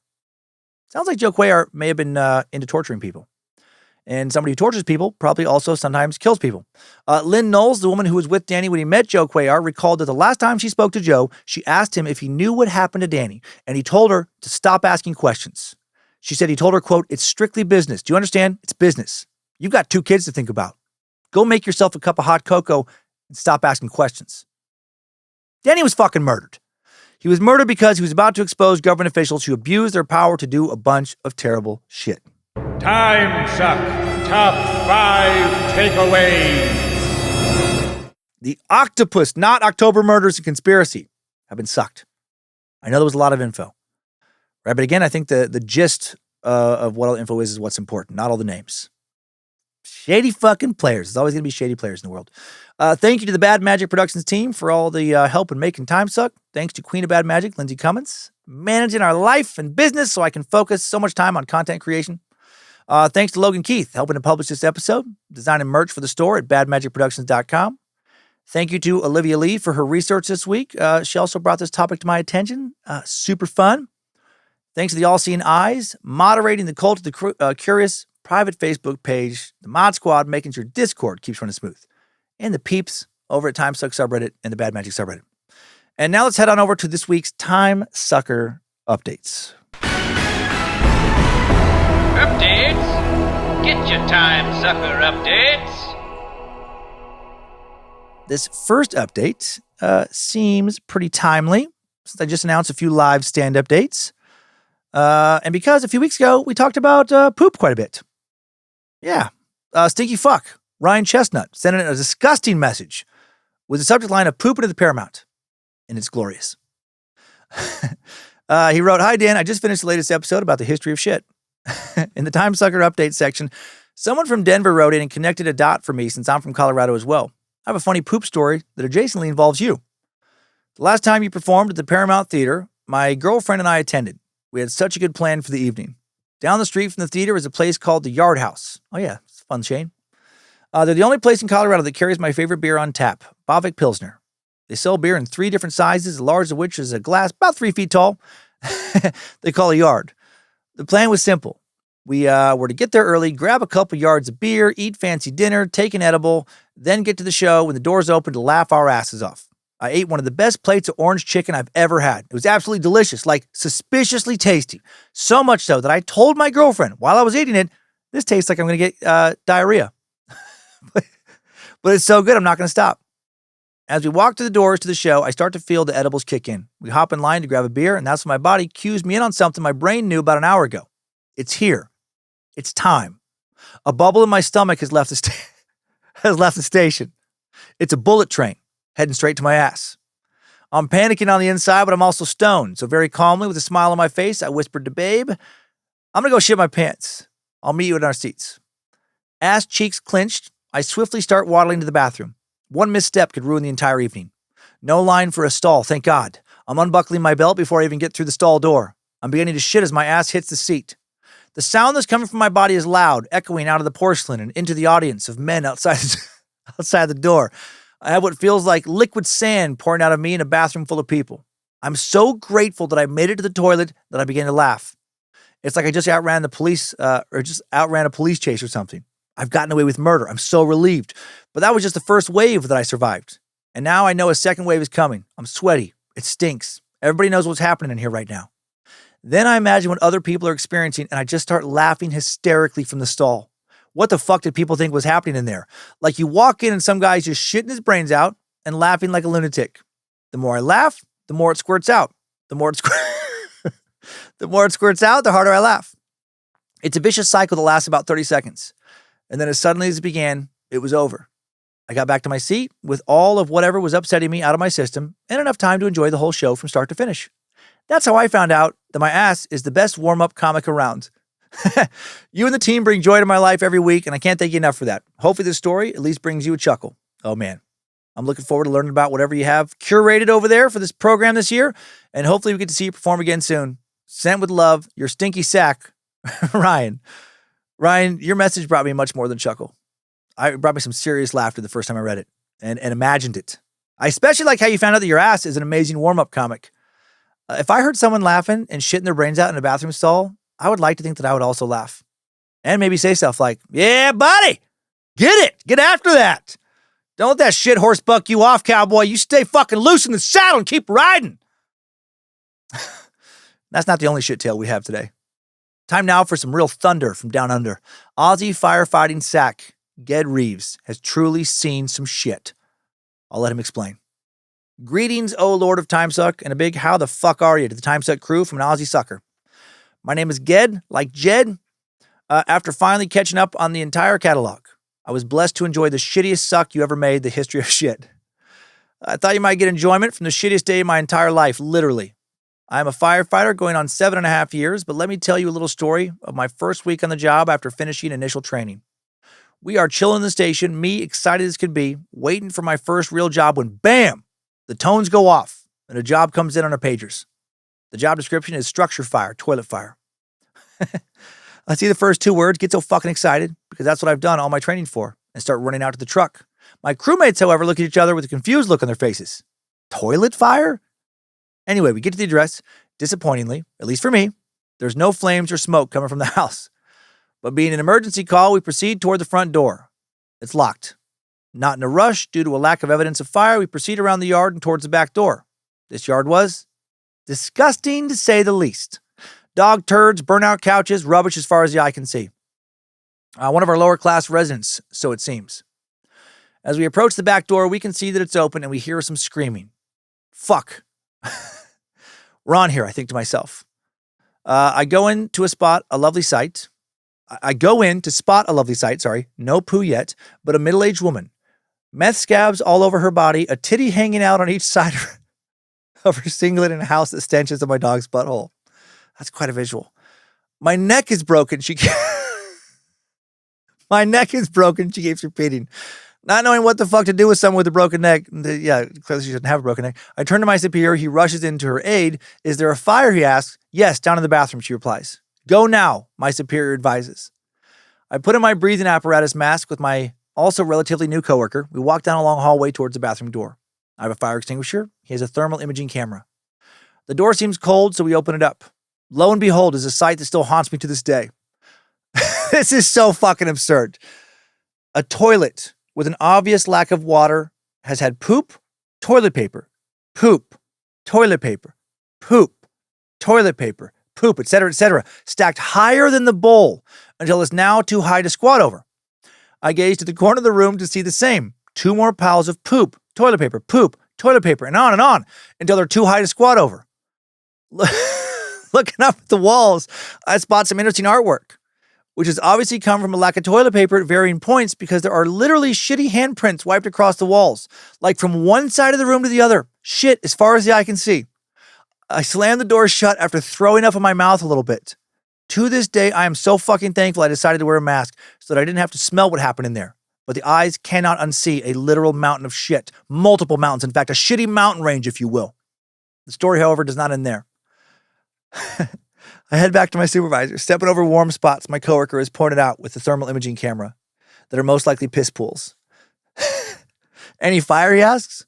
No, I reply, my mind casting back like a fucking Vietnam War hero. There's a fire, the lady screams. There's burn marks on the wall. My superior glances at me. It's poo. It's all just poo, I reply. Turning our attention back to the lady with the broken neck, we ask, are you on anything? At that moment, she stands up, goes to run out the back door, trips over, landing face first onto the concrete patio in the rear, sliding like a cartoon character. Now she's actually hurt. And we have to wait for the ambulance.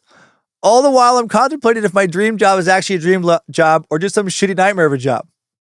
It's been 7 years since that day, and I've seen some shit, both figuratively and literally, but nothing quite like the shit my first week. I do still love my job, poo and all. Some days are fucking tough, but I cannot tell you the amount of times your dark humor has helped me get through some of the toughest jobs. Jobs nobody would ever want to have to go do. So thank you for that, and hopefully you enjoyed that little story. Oh my God, did I ever? Maybe it'll make your day a little more or less shitty. If this goes on the air, say hey to my brother Matt. He loves him some peanut butter. And shout out to all the legends at FRV, Fire Rescue Victoria, who go out there every day not knowing how much shit they're going to have to deal with. Sorry for the long story. 3 to 5 stars. Wouldn't change a thing. Yours in poop. Get, holy shit that I love that shit. Oh my God. And thank you for what you do. Such an important job. God, okay. I wonder if you watch the news about LA, talking to other firefighters about, what you might do if you were there. God, what a literal shit show you witnessed. What a fucking scene. I appreciate all the little details. Woo, that lady was so fucking high. She thought her bathroom was on fire and her neck was broke, and neither was true. I can't imagine living like that. Fucking math. It can turn a human being into a turd goblin. Just shitting on shit. Literally just shitting on piles of shit, wiping walls with it. Oh, thank you for that powerful anti-meth ad. And you did make my day better. And now for one more. So many other good poop-related messages came in, which makes me so happy. But with one T. Let's take a turn into a different kind of life-altering experience. An anonymous veteran, Sack writes, Dear Dan, first and foremost, thanks. Without your podcast, I would not be alive today, seriously. To keep a long story short, I've been a first responder for the better part of 10 years. I've been a member of the National Guard for even longer. And thank you for your service. With 2 combat deployments and coming back home to deal with an onslaught of different medical problems and trauma on the streets, the years started to weigh on me. Last year, I went through a divorce with which I felt an immense amount of guilt and shame from. In short, I was on the very edge of leaving this earth in my own hands. In the summer last year, I took a long road trip to visit some friends I hadn't seen in a long time. A 14-hour drive leaves you a lot of time to think, but even more time to listen to your podcast. I've been a long-time listener, but had some catching up to do. I returned home from the trip, and then you released episode 392, Let the People Trip. In the episode, you briefly talked about the benefits of psychedelics and the effects it has on mental health. As someone who has struggled for a long time, this appealed to me greatly. Coincidentally, the next week, I struck up a conversation with a friend of mine who knew how to get a hold of some magic mushrooms called Jedi Mindfuck. Oh, yeah. A short trip to the most friendly drug dealer I've ever met, and a day later, I found myself laying in bed, experiencing the most emotional night of my life. I took 3 grams, laughed my ass off at nothing, and bawled my eyes out to anything else for 6 hours. Needless to say, it was a much-needed emotional roller coaster. Yeah, big release. But I wanted more answers. Cue the next week when a coworker mentioned ketamine therapy. Being a first responder and ALS provider, I've given ketamine dozens of times to patients with different ailments, but never experienced the drug myself. This conversation led to the next step in my search for more answers. He set me up with a company he went through. I set up an appointment to speak to their staff. They had me take the PTSD and depression questionnaires that I've taken multiple times throughout my career, but this time I was actually honest with my answers. And when the staff member called back, she immediately said, "Oh yeah, you're a candidate for this treatment." So I went through the treatment. I went through 4 treatments, once every Saturday, and motherfucker, because of you, I got taken to space. And I don't mean that in a bad way. Truly, thank you. My journey with psychedelics has changed who I am in a very good way. It has allowed me to let go of so many things I was holding on to, even stuff I experienced as a kid. My parents even noticed it when I came home for Christmas for a visit.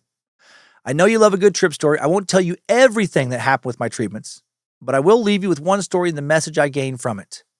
I was being carried through a city. I saw no faces, but only the hands that reached for me as a crowd of dozens and dozens of people carried me in a Stokes basket. Think of metal rescue basket stretcher. They took me to the roof of one of the high-rises in town and hooked me up with to ropes connected to the sky. Then I slowly drifted away as the hands waved to me. "What did they take?" I asked. "Everything," someone whispered. And I was on another rocket ship through a tunnel that felt like I was traveling through a cable. As I looked back at where I came from, the shape of the tunnel entrance took on the shape of an Ethernet cable plug. This was so profound of an experience to me because I was a young kid when computers and the internet began to blow up. All throughout my adolescent years, I would spend hours on a computer, either playing games or on social media once I got older. This transferred into my adult life and into coping mechanisms for my mental health. I would spend many, many hours mindlessly scrolling through Instagram, all just to feel something. That experience during my ketamine treatment basically told me, I don't need any of that. I don't need social media. I can let go of it. It no longer controls who I am. It no longer keeps me trapped in my house for hours on end. And you know what? I'm better without it. I know I said I'd keep a long story short, but thanks for listening anyways. Oh, and before I forget, I listened to the Death Angels episode, and during it, you question why John Batberg and his wife take Richard Haig to the police station rather than to the hospital or call an ambulance. If you didn't know, up until the late 70s, there was not actually any form of standardized care for the U.S. when it came to EMS services. Everyone knows the old story about how we used to use funeral homes for emergency responses, but we also frequently use squad cars staffed with a driver and an attendant to pick up the sick or injured people. These attendants were typically just first aid certified, and so patients were usually left to die in the back seat while a police officer sped off to a local hospital. So in 1973, when the story of the zebra killings took place, it was probably likely that John and his wife were accustomed to the police acting as a pseudo-EMS service, or they were just scared, who knows. Anyways, as if you don't need any ideas for a new episode, you should talk about the history of emergency medical services. Kevin Hazard's book, American Sirens, is a great source, as he talks in great detail about Freedom House, the first all-black ambulance service, and how Nancy Caroline created the first standard for education of paramedics. Sorry, not sorry for such a long-winded email. Never change a fucking thing. If you decide to air this, please keep me anonymous, as I'm active in both my careers still. Thank you. Keep on sucking. Anonymous. Anonymous Sack, man, thanks for your service again, and thanks for giving so much of your life to helping others. And good on you for finally truly helping yourself, right? What a beautiful thing. You know, psychedelics, I know they're not for everybody, but for some of us, for a lot of us, there's real magic in them. Real healing magic, right? Your fight or flight response can be suppressed. Your guards aren't just down, they're fucking obliterated. And you can actually face the worst traumas of your life without reliving the terror, you know, in a calm way. It's been a little while since I've done more than a medium trip, and man, I'm craving going down deep into a rabbit hole, removing some of the clutter from my mind again. And good for you getting off of social media, right? Yeah, it can be a great way to stay connected to friends and loved ones. I know a lot of people love our, the private Facebook groups. Can help you keep up with your favorite band, your favorite artist, podcast, or whatever. But you got to have self-control, right? To only use it for exactly what you want, and not all the other bullshit, and not just mindlessly doom scroll for hours. I mean, that shit is so fucking toxic, so poisonous. More and more studies keep coming out about how fucking damaging it is to our psyches. So much better for us to get the fuck off our phones, take a walk out in nature, read a beautiful book, watch an incredibly well-constructed movie or series. Fucking pumped, by the way. Start watching the second season of Severance as I write this. Yeah, happy for you. Very happy for you. Glad I could help in some small way. Thank you to everybody who sends emails in for these updates to bojangles@timesuckpodcast.com, BOJANGLES @timesuckpodcast.com. Honored, truly, to hear from so many cool as fuck people. Thanks, time suckers. I needed that. We all did. Thank you for listening to another Bad Magic Productions podcast. Scared to Death and Timesuck each week. Short Sucks and Nightmare Fuel on the Timesuck and Scared to Death podcast feeds twice a month. Careful investigating major conspiracies this week. Unless they involve reptilians. Go ahead and knock yourself out with that silly shit. And when you are tired of running into one dead end after another, come back here to the Cult of the Curious. Get your mind right. And keep on sucking.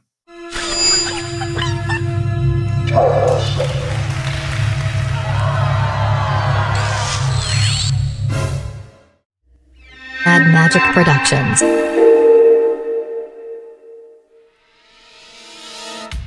July 28th, 1993. Santa Fe, New Mexico. Todd Weaver disappears shortly after closing the Lucky Pantry convenience store on the corner of North Guadalupe and West Alameda Streets around 1 a.m. His body is later found 35 miles north of the city in the desert, covered in Dial antibacterial hand soap. 12-ounce dispensers surround his remains that have all been correctly marked $3.99 instead of $4.99. Roger Gonzalez is immediately named the primary suspect, but he's nowhere to be found. 2 weeks later, Roger is tracked down and found staying on the Cabazon reservation near Indio, California, with Dr. John Philip Nichols, Bill Hamilton, Earl Bryan, Ronald Reagan, Roy Disney, and Pat Sajak. Investigators will later suspect the men were gathered in the California desert to discuss illegal arms dealing and meth manufacturing. But when investigators arrive, all they witness the men doing is playing cribbage. Roger has a strong alibi for the night of July 28th. He was over 2,000 miles away visiting Mike Riconoscuito in federal prison. So who killed Todd Weaver? Seriously, no, for real. Who the fuck did it? Todd deserves justice. Join me. Perhaps you hold the crucial clue that will solve tonight's unsolved mystery.